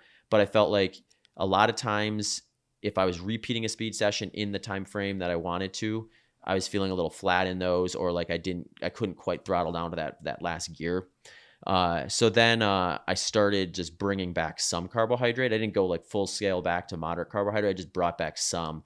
And as long as I put it kind of in the right place, it seemed to kind of more or less like normalize that for me, where I was still able to hit like my splits for my speed work and things like that. And it was just being a little more conscious about like, there's a difference between strict keto and just general low carb. And for my lifestyle, in most cases, I think general low carb is probably going to be more of a benefit. Yeah, it seems like there's kind of a shift or more of a movement. People like yourself and like Mike McKnight that are really pushing the low carb diet. And it seems like for ultra running, it really just reduces a lot of the variables and it makes you more consistent with the diet. Is I don't know if you ever have any intentions to like going down in mileage for races, like doing a marathon or like half marathon or anything. But if you did, would you still continue doing the low carb approach, or would you have to increase for those faster speeds? It's a good question. I think the way I see this is I think there are people out there who probably would run their fastest time on a low carbohydrate diet in the marathon or shorter, but I don't think it's because that's optimal. I think like they are probably, it's just there's some individual characteristic about them that makes, it could be something as simple as the low carbohydrate diet is sustainable for them at the individual level, and that allows them to stay consistent with their training, stay consistent with their intake goals and all that stuff. Versus like once we get to like Olympic level marathoners, you will never see a strict ketogenic or likely even like a relatively low carbohydrate Olympic marathon champion, because that intensity is so precise. It's like it's gotten whittled down to where it's basically a 2-hour time trial now. Right. These guys are racing that 2 hours at around mid to low 90% their lactate threshold, which for the average person is going to be intensity they could sustain for about 60 minutes. Like that's what I'm pinning that to. So they're just under that intensity for nearly 2 hours. So they have trained themselves into an intensity that they can almost double their ability to sustain it. And that's like, it's such the oxygen demand that you're getting for that is going to be something that just requires a quicker access to fuel source. And that's going to be carbohydrate. I think once you start looking at these things as tools versus good or bad, you start seeing these things in the way that I think is more useful for people, where like, if I were to try to perfect my marathon time, get as low as I possibly could, I'd never get to a 2-hour marathon, but I could probably get down to the low 220s and dip under into the high 2 teens, somewhere in there. Do you have any desire to do that? I do, but it's like, it's an opportunity cost thing at this point too, where it's like, I do always wonder, because I sort of skipped the marathon. I went like 5Ks, 10Ks in college. I did some marathons, but they were like, none of them were like overly structured in the way I prepared for them. So, and then by the time I was 24, I was doing ultras, but I would like to, maybe give like one big build up for one and just see where it lands. And if it's like close enough to low 220, maybe take a couple more swings if that kind of timeline works out with like a goal 100 miler or something down the road.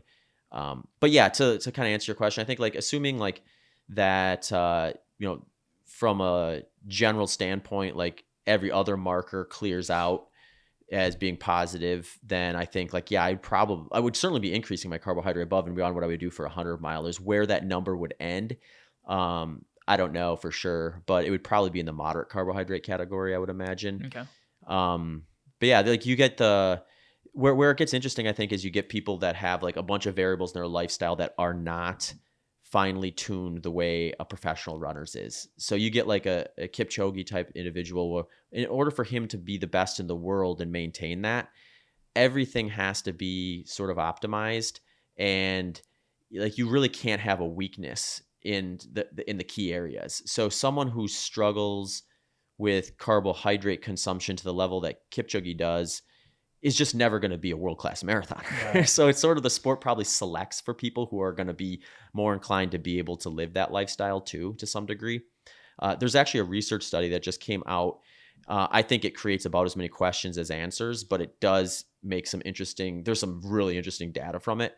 And they looked at these, I think they were middle-aged men who were like relatively competitive in their age group category, training for endurance events.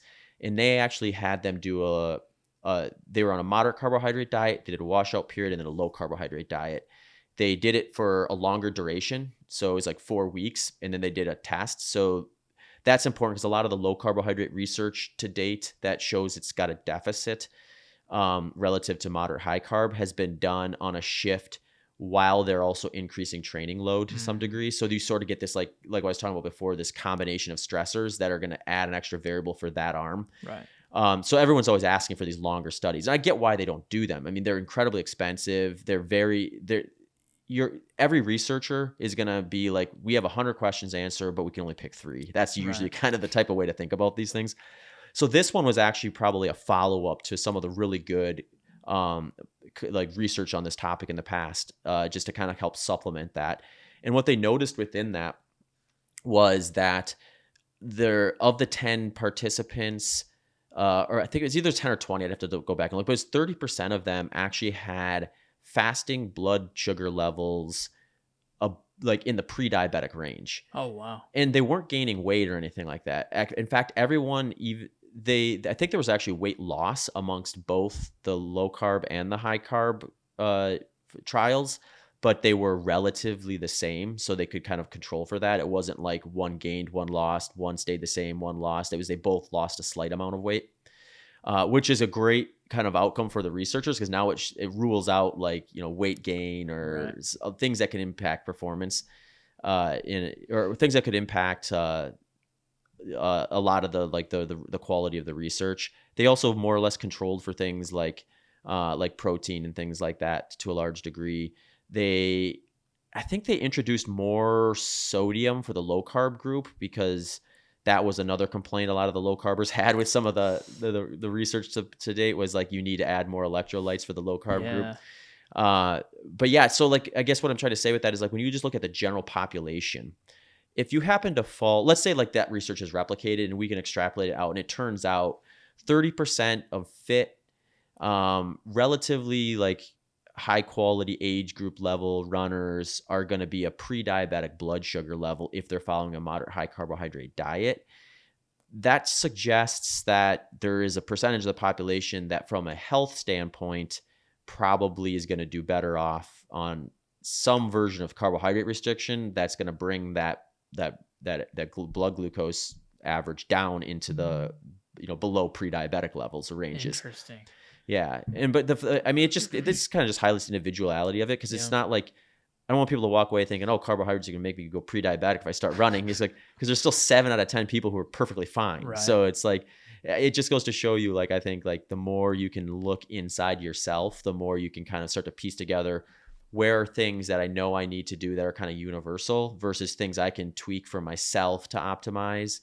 And then ultimately, like, performance versus health, where do those things, I think those things interact with one another in a good way a lot of times. I think, training and exercise and a lot of that stuff is, performance is going to usually improve health too. But when you get into getting into the very high end of performance, that's not necessarily the case. And then when you get to the individual level, there are going to be some trade-offs, I think, for the average person versus like a person who is like an Olympic marathoner, world-class endurance athlete, and has sort of been selected by the sport to some degree to kind of have all these things available to them. And that's part of the reason why they're there. Yeah. It's so incredibly subjective. I can even tell for myself, like if I'm in the middle of a marathon prep and like I've got several like big marathon long runs, and I have to carb load like the day before, 2 days before, like the weeks following when I have lower carb intake, I feel like shit because like my body, I'm just shoveling like 500-600 grams of carbs in a day. Yeah. So it gets so used to that high carb. And as soon as you take it away, you just feel terrible. Yeah. But then like in between races, like now, like I'm for the most part low carb, doing some like ultras this summer, and my energy levels are way more consistent. I feel healthier. I'm definitely leaner. Like I just feel way better as a whole on low carb. Yeah. Yeah, it's interesting because I always wonder, because it's gotten popular and fatty enough, fad-y, not fatty, although it's gotten fatty pun. too. Yeah. That like you do have people probably just like, following a real messy low carb and then bailing out, because like there is a transition. I think most people are aware of that now, that they need to give it at least like some time for that like metabolic switch to occur. It's about a month or so, right? Yeah, like they're well, okay, so there's a couple things to probably say about that. There's the fat oxidation rates actually come up very quickly, like in the matter of days sometimes. And someone who's has trained a lot in their life or currently training a lot is probably gonna happen faster, because you can improve fat oxidation rates through a variety of different ways, like reducing carbohydrates, just one of them. It tends to be a more potent one. But someone who, let's say you go on a run in the morning without eating anything, you're going to improve your fat oxidation. Well, you're going to improve your fat oxidation rates even if you eat before that run to some degree. But if you start kind of pulling all these levers, you can improve them more and more. So like carbohydrate placing can improve fat oxidation rates. Fasted runs can improve fat oxidation rates. The big lever is going to be reducing the carbohydrate. So if you take someone, let's say like we took like yourself, you've been training for 2 years, you're on a moderate carbohydrate diet, and then we put you on a low carbohydrate diet, you're going to have improved fat oxidation rates in days. But there's other things that are going to likely play into how that plays out from a performance standpoint than just like that shift in your fat oxidation rates. So I think people probably want to be looking at like a 4 to maybe 8 week like adherence before they should start necessarily like deciding whether it was a good or bad idea, which is why off season is a great time to start it, because you kind of have that ramp.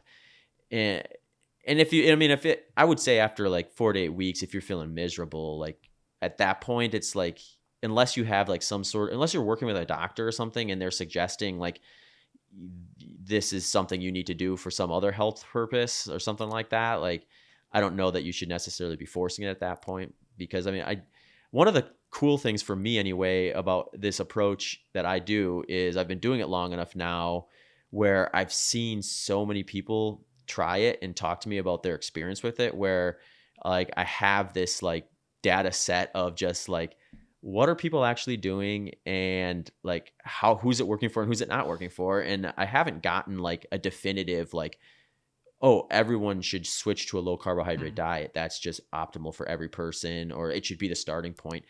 My view with nutrition is like I call this my nutrition utopia, would be we get away from like, first thing we do is we get away from like, this is the diet for everyone. That's step one. Then step two is like, what are like maybe a dozen to at most 2 dozen like dietary patterns that are popular enough that people are actually going to like give them any time of day. Once we have those, let's fine tune them as much as possible. And then when someone decides, hey, I want to dial in my nutrition, I want to pay attention to my nutrition, it's like, okay, we're bringing out this catalog of options here. Which one of these looks like it's the types of foods that you could eat sustainably? And then we can probably narrow that down to like 2, 3, or 4 of those. And then from there, we start playing around within them. And I think like that's kind of like the way that it would be able to kind of figure out like both what's actually going to be something someone can stick to versus like, who's more likely to kind of have a good experience versus a bad experience with it. Yeah, ditching the whole food pyramid bullshit that everybody is raised to come to learn. Like, this is how your diet has to be, otherwise it's wrong. Yeah. Which is obviously that's a whole nother conversation, I think. Yeah. But what does a day in the life of Zach look like? Eating, training, what does all that look like right now? Yeah, that's a good question. I feel like now that I've been in Austin for a year and a half, I sort of have it finely tuned to some degree. So like usually what I'll do is I'll wake up in the morning. One of the funny things is I've historically been an early morning person. I think that started actually like when I was teaching, because I'd get up super early, like 4:30 to train. And that sort of carried over. But since moving to Austin, I still do some early mornings, but I also have some days where I'm I've sort of kind of matched sunrise a lot closer over the last few years, where like if it's like an early sunrise time of year, I'm probably going to be waking up a little earlier. So like this time of year, I'm up usually 5:36, a little earlier. Whereas in the winter, like I can kind of gravitate more towards sleeping in a little bit more. Right. The framework of my day, I'm completely self-employed now, so I can kind of build it out the way I want, which is nice. So I can kind of shift things around to match that to some degree, but that kind of the framework in there usually kind of fits the same way regardless of whether it's a little earlier or a little later in the morning. But I get up, I'll have a cup of coffee or tea or something like that, and maybe a little bit of calories, usually not that much, because I'm usually going to do my bigger training session first thing in the morning, and I don't really like a lot in my stomach. If it's going to be a longer session, or if I just happen to wake up hungry, then I'll eat a little bit more, or I'll bring some fuel along with me for that training session. What will you eat that first thing in the morning typically? Usually it's something kind of a little more like a liquid calorie type of stuff. So it could be something as simple as like cream in my coffee, or maybe like some protein powder in the coffee with the cream or something like that. Maybe some nut butter or something like that if I'm looking to add a little more calories. When I get into my peak training phase, it's just such calorie demanding. It's like I kind of got to just be more aware of sneaking them in when you have opportunities so that I'm not getting behind on that. But yeah, a lot of like, one of my favorite ones, actually, I'll take like a half jar of like nut butter or like peanut butter, and I'll fill the rest, have like extra virgin olive oil and stir it up. So it's like this really watery, just like interesting, super calorie dense. How'd you come up with that? I think, I accidentally came up with it, and I'm sure other people have done something similar to this, but you know how when you get like the peanut butter and it has the oil on the top? Right. So I would like stir that, but I would never stir it like well enough. So then I'd get to like the last third, it would be like this rock hard, like peanut, like dust essentially.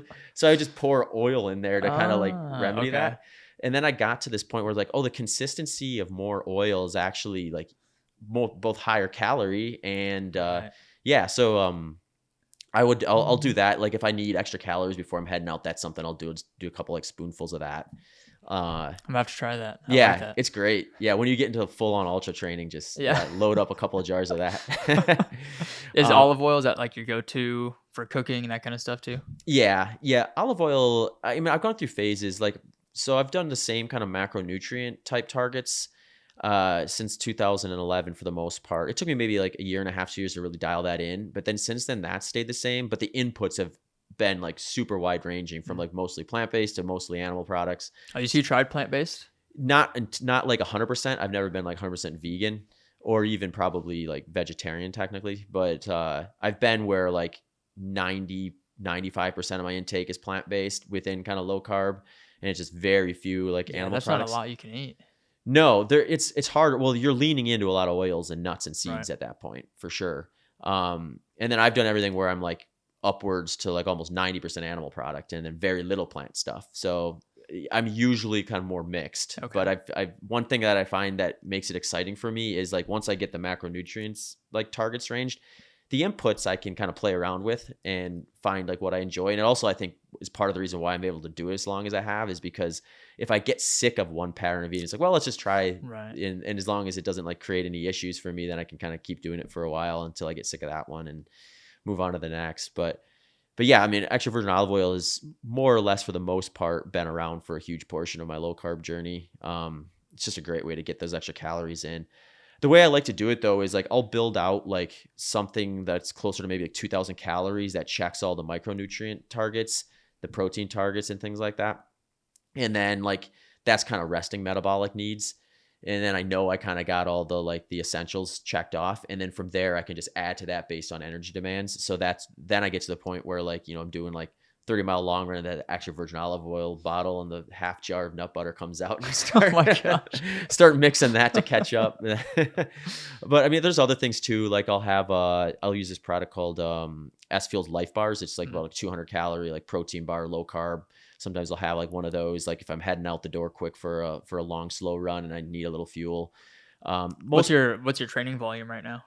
Well, right now I'm coming off an injury, so it's skewed. Okay. It's skewed away from running. Actually, my volume is actually getting pretty high right now because I've been doing a lot of cycling and sled pushing. I actually I had a stress fracture on my right sacroiliac, which is, what is that? It's like your tailbone essentially. Oh, okay. Yeah, so there's a variety of different ways you can fracture that general area of your body.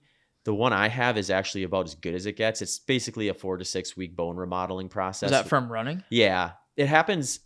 So I've had 2 bone injuries in my life, both stress fractures on my right sacroiliac. So now that I've done it a second time, I'm looking at like, I'm just unturning everything just to make sure, because of repetitive stuff like that, you want to, I mean, granted, the first time I did it was 6 years ago. So it's not like it was it wasn't like super reoccurring in the sense that it was like I heard it, then a year later it came back again. Right. I think like the main reason that happens a lot of times is when you change your training environment without reducing training load. So the first time I did it, it was I was training for a flat ultra, and then I got kind of late into the Western States 100. So I took that because it's a hard race to get into, and I just transferred training load over to hilly stuff, and then I got that stress fracture. This time I think I might have aggravated it by I was training for a flat ultra this time. It was gonna be on a track, so I was starting to build up my long run on the track. So I was progressively lengthening my track long run.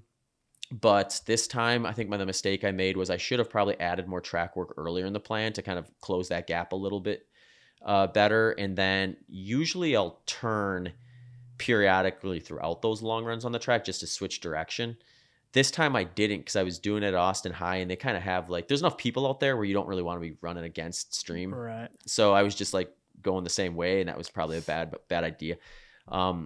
But I don't know that it was necessarily just that. I think these things probably have multiple inputs to versus just that. I don't think it was just the track that caused it.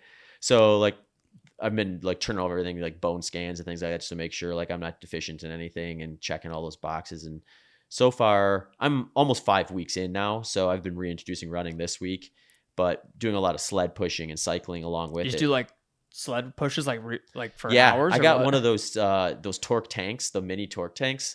I don't know if I've seen those. Yeah, they're sweet. It's got the pull strap and the push Is it on strap. wheels? Yeah. Oh, I think I have seen those. Okay. Yeah. So our driveway is probably I've got like a stretch where I can go like maybe like 15 meters. So I just push 15 and then pull back, push 15, pull back. How long will you do that for? I've done up to 90 minutes in a day, but I've never done more than an hour in one setting or once. Damn. So just back consistent and forth the whole time. Oh, wow. Yeah. So I think once I'm fully healed and back up to full training, I'm going to do some trail stuff for about a year or so. Your legs are going to be jacked after all this. That's what I'm stuff. hoping for. Yeah.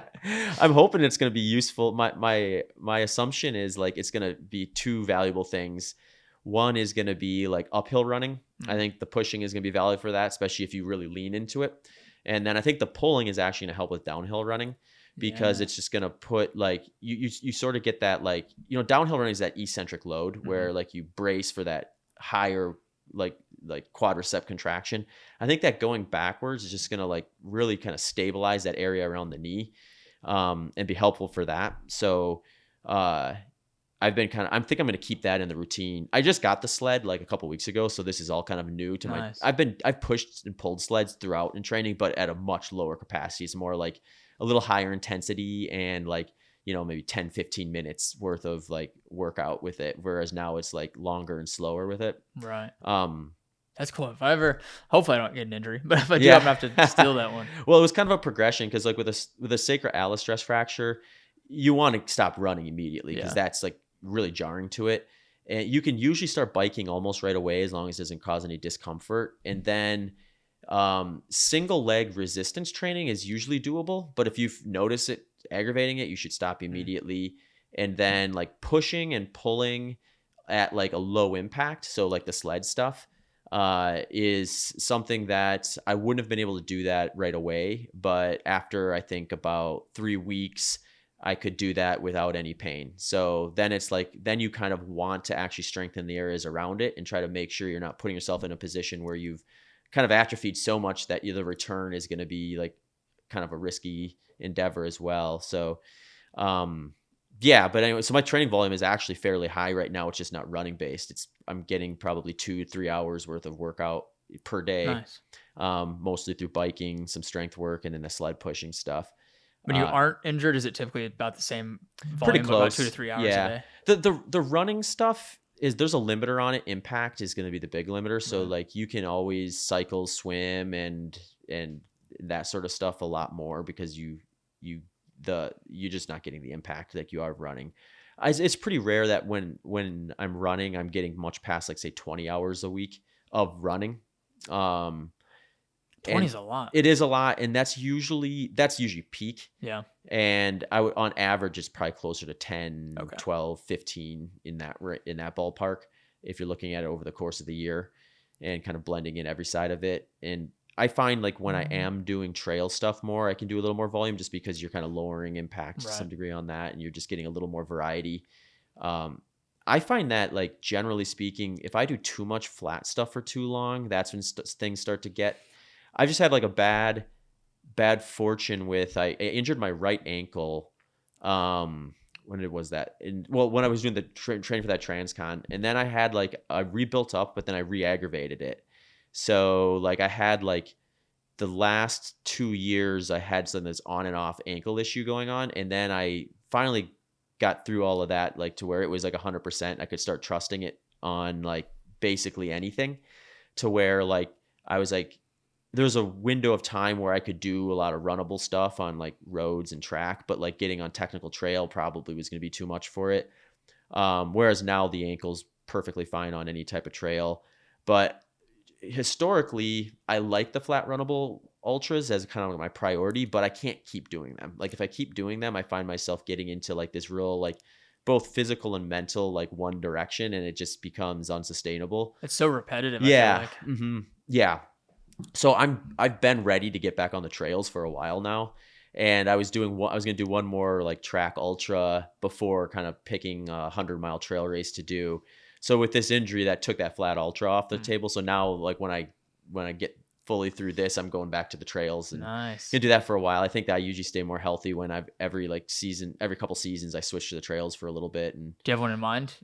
Yeah, with luck, or with any luck, I think I'll do Javelina 100, which is a very runnable trail. Right. But I'd like to do a more like real mountain trail too. So if I can get ready for it in time, there's actually this really cool race I want to do at some point. It's 100K in Tahoe, and there's only 3 aid stations. It's every 15 miles. Oh wow. Yeah, and you go you have no crew, no pacers, so it's like pretty self-sufficient. Yeah. So I think that'd be just a fun one to do, where it's like have a pack at each one of those aid stations, just swap it in and out, and then no crew, no pacer. And damn, that one sounds fun. That one's at the end of July, so like my hope, I think I can maybe make that target if the sled pushing and cycling translates well enough. Right.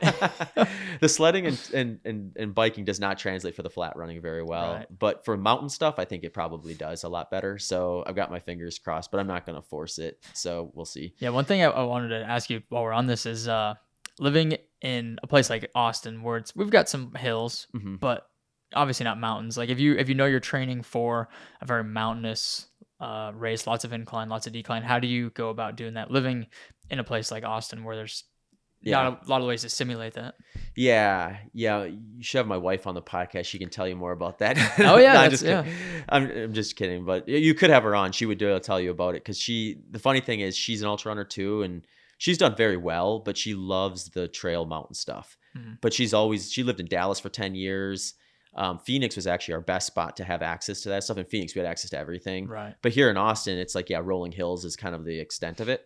But she's been top 10 at Western States 3 times, and, done really well at mountain courses and things. And really what I think the way to think about it is just overall fitness is the controllable, and that's going to be the big mover anyway. So get that. And then once you get like closer to the race itself, try to find some opportunities to get some exposure to. So whether that's just doing some more hill repeats and things like that, going to like going out to like a trip or something, so you can do like a training camp type of thing can be useful. And then I think you can get sort of creative too. Like I think the sled pushing and pulling stuff has a lot of potential for that. Especially if you do it at a slow, like mimic the intensity. You can always do uphill on a treadmill. That's an easy one. The hard part really is going to be downhill running. I've found that 100%. Yeah. So like there's some like eccentric moves you can do in the gym that are kind of gonna be good for like really getting that eccentric load on your quadriceps is going to be helpful. So like even if you have to do hill repeats, I think like getting some of that into running is going to be good. But yeah, trying to maybe move your lower body strength routine to more eccentric type stuff is going to be valuable.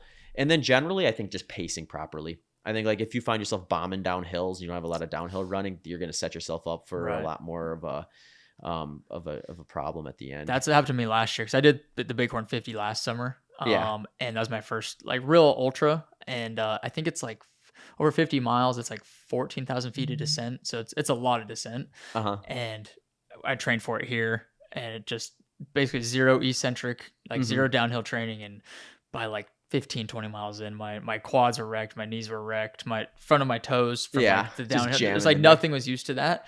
The incline was totally fine. I looked forward to the incline. So I was like, okay, this is like a little reprieve from the downhill. But so this time around, have you guys been out to the Hill of Life? I was just going to ask you if you've been there. Yeah, that's the spot. Yeah, I've been out there the last few weekends. I'm going to go out there tomorrow again. But just do, 2 or 3 hours of hill repeats on that. Yeah. That just getting that downhill especially has been super helpful. And Hill and Life is technical enough too, where you will practice some of that foot placement. Because that's the other thing. You're just jamming your toes. And so I was also wearing way too narrow shoes. I switched to ultras now. I know you're a big ultra guy. Oh, sweet. Nice. And that made a massive difference too. Yeah. Do you remember which model you used?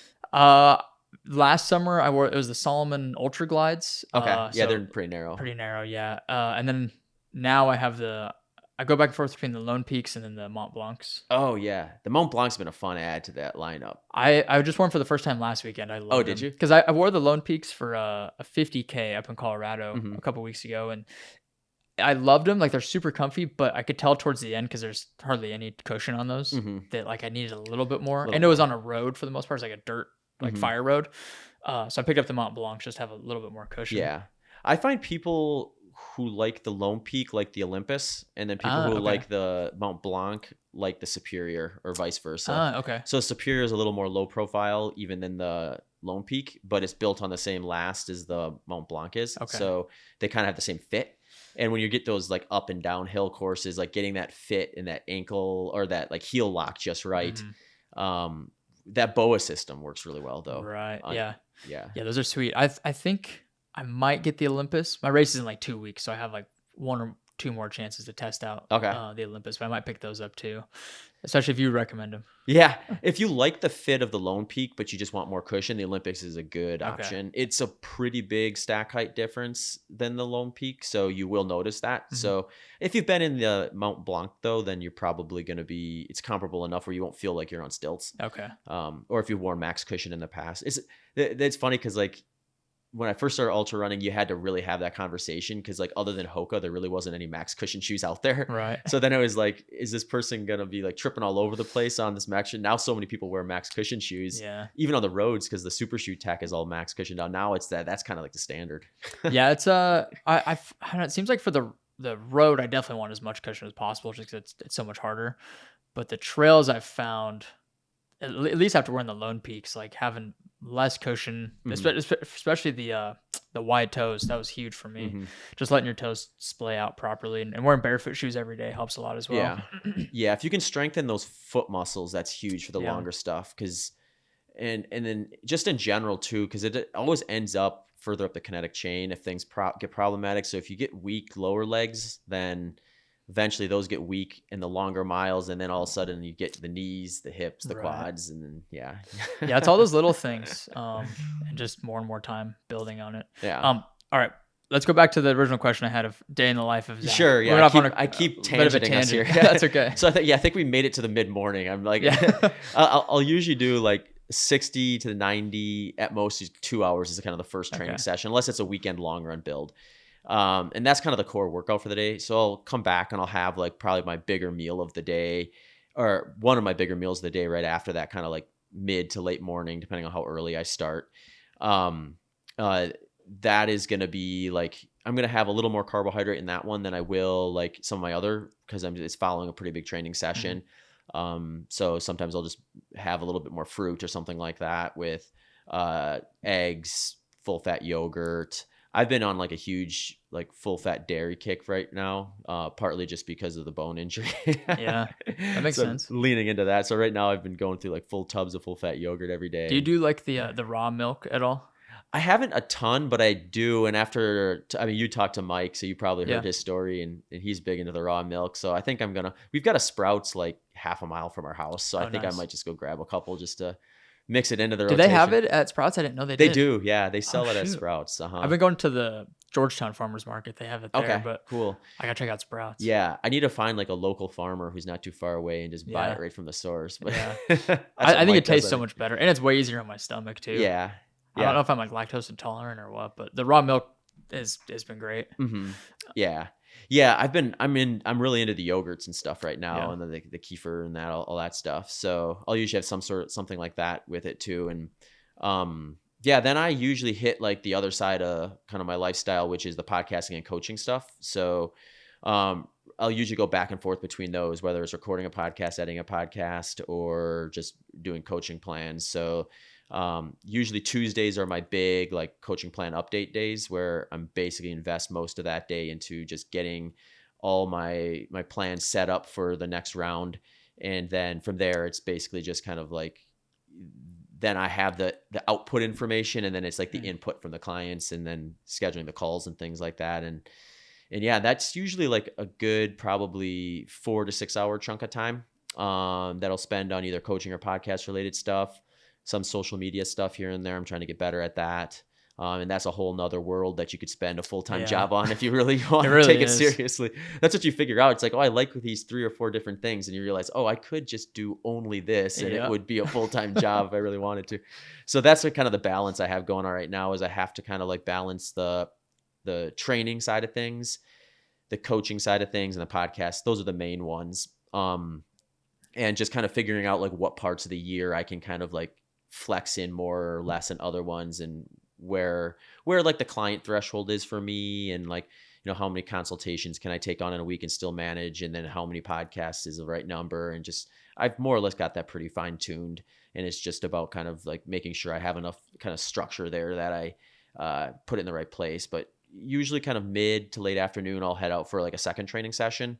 If it's kind of like peak training, that's usually some sort of run with a strength session. If it's not peak training time of year, and volume's a little lower, it's usually just some sort of strength type of thing, or cross training activity or something like that. And and then it's I'll come back, I'll eat my second biggest meal of the day, you know, catch up on any extra work that came in while I was out there on that next training session, between emails from coaching clients, just general stuff.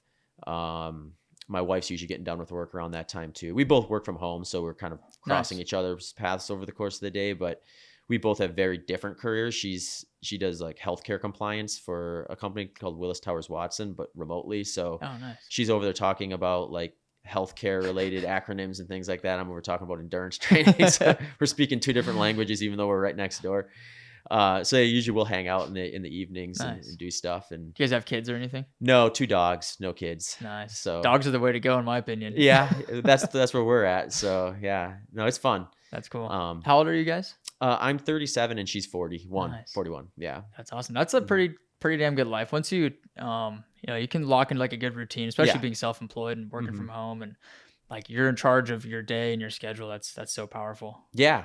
Yeah. And Austin is so great, I think, because we're both pretty busy with the stuff we're doing. And then when you pile training on top of it, it's like, okay, I got to get around to doing some social stuff too, just to make sure I'm not turning into a hermit. Yeah. And I think that's sometimes the hardest part. And Austin's just been great with that. And Phoenix was great too, but we were Phoenix is so spread out. We were like up in north central Phoenix. So it's like anything was like 30 minutes away. So at the end of the day on a weekday, it was so hard to convince yourself to do anything. What brought you guys to Austin from Phoenix? So what ended up happening is my wife's job used to be remote, but had a lot of travel, in the sense that she'd have to go like to East Coast, West Coast, probably a couple times a month. So Phoenix worked really well from like an airport standpoint for her. And then for me, I'm 100% self-employed now. At the time I was mostly self-employed, but I was doing some marketing work for Ultra Footwear at the time too. That was kind of Phoenix, New Mexico centralized, or in that type of area. So over the pandemic, I kind of moved more stuff towards my coaching and podcasting stuff, and kind of I was at a point where it was better to just go all in on my stuff. And during the pandemic, her travel got canceled out altogether. And then her industry has sort of shifted more towards remote for that side of things too. So she still travels to some degree, but not enough to make the airport the deciding factor of where we live. So at the time we were actually thinking about, because Phoenix summers are like even worse than Austin for the most part. Really? I guess it's just dry. It's different, but it's more oppressive and it's just constant. Whereas you get breaks here and there in Austin. Last summer was pretty brutal, I won't lie, but like so far this year has been pretty nice comparatively. Although this is probably an easy year as far as averages go. But yeah, so we were actually looking at maybe trying to get a second place somewhere up in Colorado just to get out of the heat in the summer just to make Phoenix sustainable from training and an enjoyment standpoint. And while we were kind of in that process, we were like, well, if we're going to do this, we're probably going to be pretty tied to Phoenix. So we just started asking those questions, and we probably would have moved to Austin originally when we went to Phoenix had that been a viable option at the time.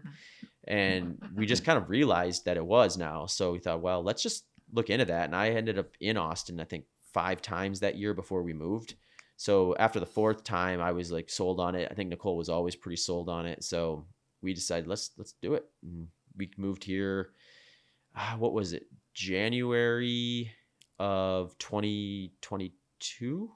Yeah, so we've been here for a year and a half. Nice. That's when we got here, January 22 also. Nice, yeah. Yeah, we love it here. It's like the people are amazing. I think that's the best part about it is it's kind of a big melting pot too. There's not a lot of people here that are originally from Austin now, it seems like. And so everybody's kind of in the same boat of like they're trying to get out, meet people, socialize. And so everybody's super friendly and welcoming. And there's just always something going on. There's so much to do here. Yeah, and it's compartmentalized to a degree as well, where like you don't have to be in the center of the city to have a lot of options. There's stuff everywhere.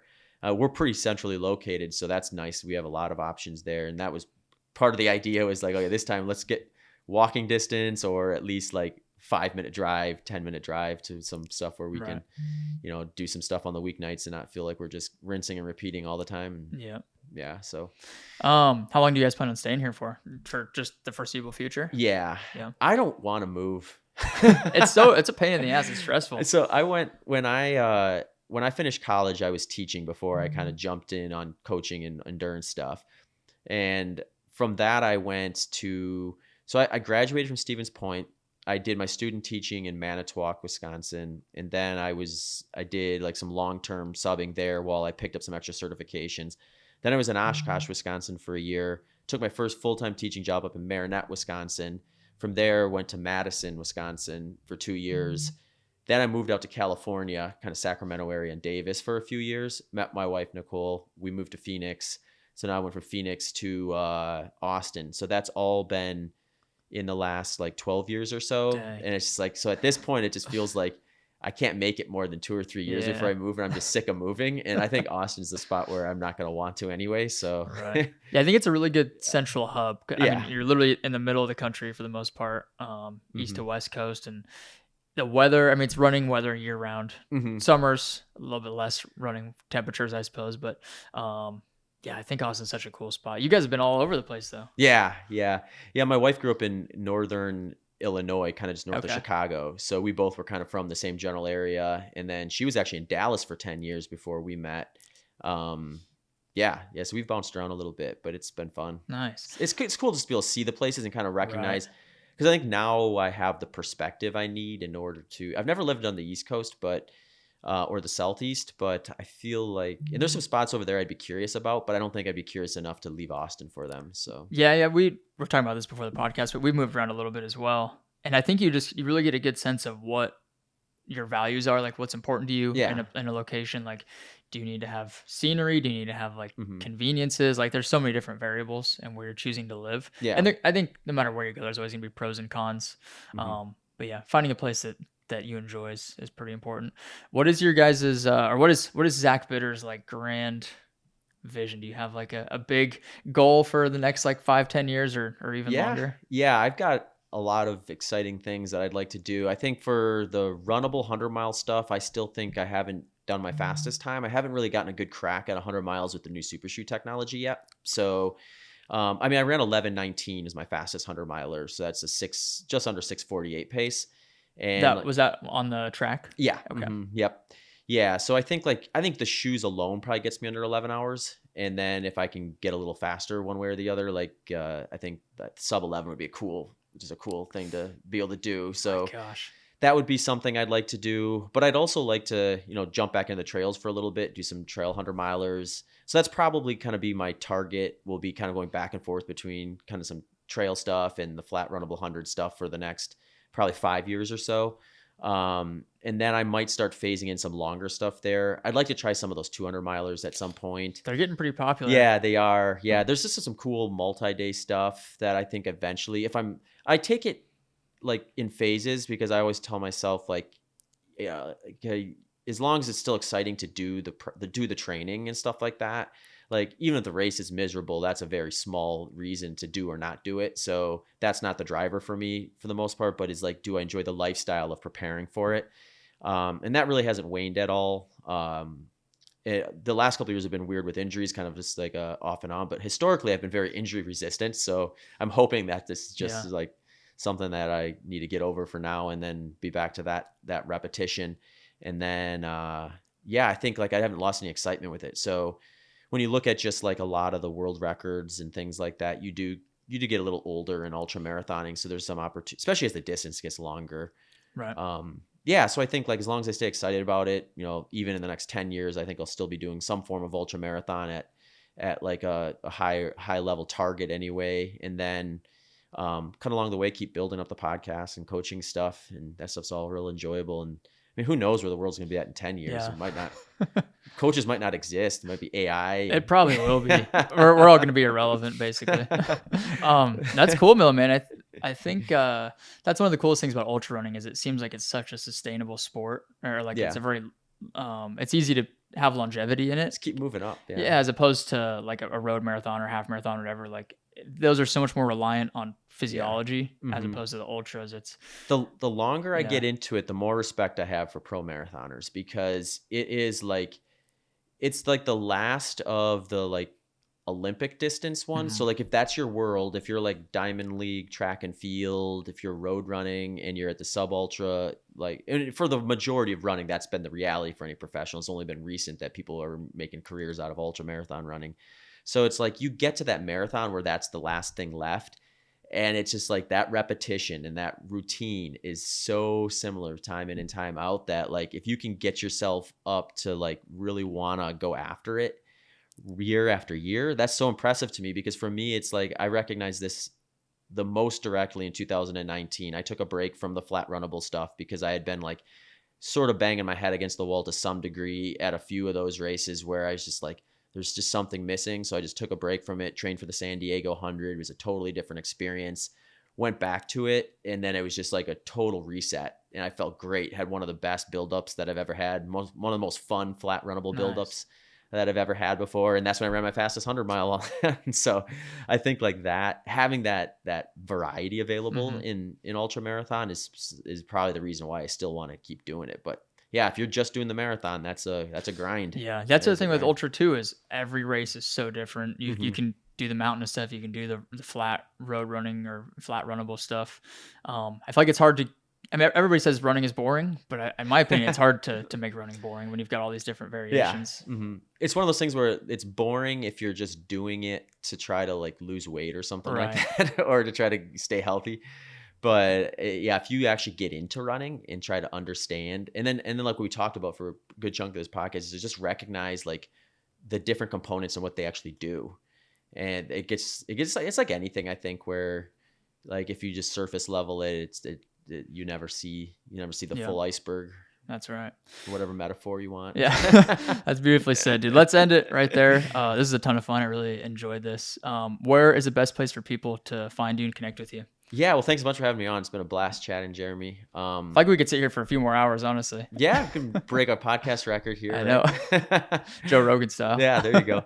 So yeah, finding me, the kind of central hub is my website, which is zachbitter.com, ZACHBITTER.com. And then that's got like all my coaching stuff, podcast links and things like that on there. And then social media, I'm most active on Instagram, which is @ZachBitter. Perfect, dude. Well, you're doing some incredible things. You've done a shit ton of amazing things, and it's super impressive and definitely inspiring. And I'm excited to see all the other cool things you've got coming up. Awesome. Yeah. Well, thanks again for having me on. Sweet, dude. Thanks for coming on, man. Thank you so much for tuning into the show. If you enjoyed this episode, please make sure to subscribe to the channel, leave a review, and share it with a friend. We'll see you in the next one.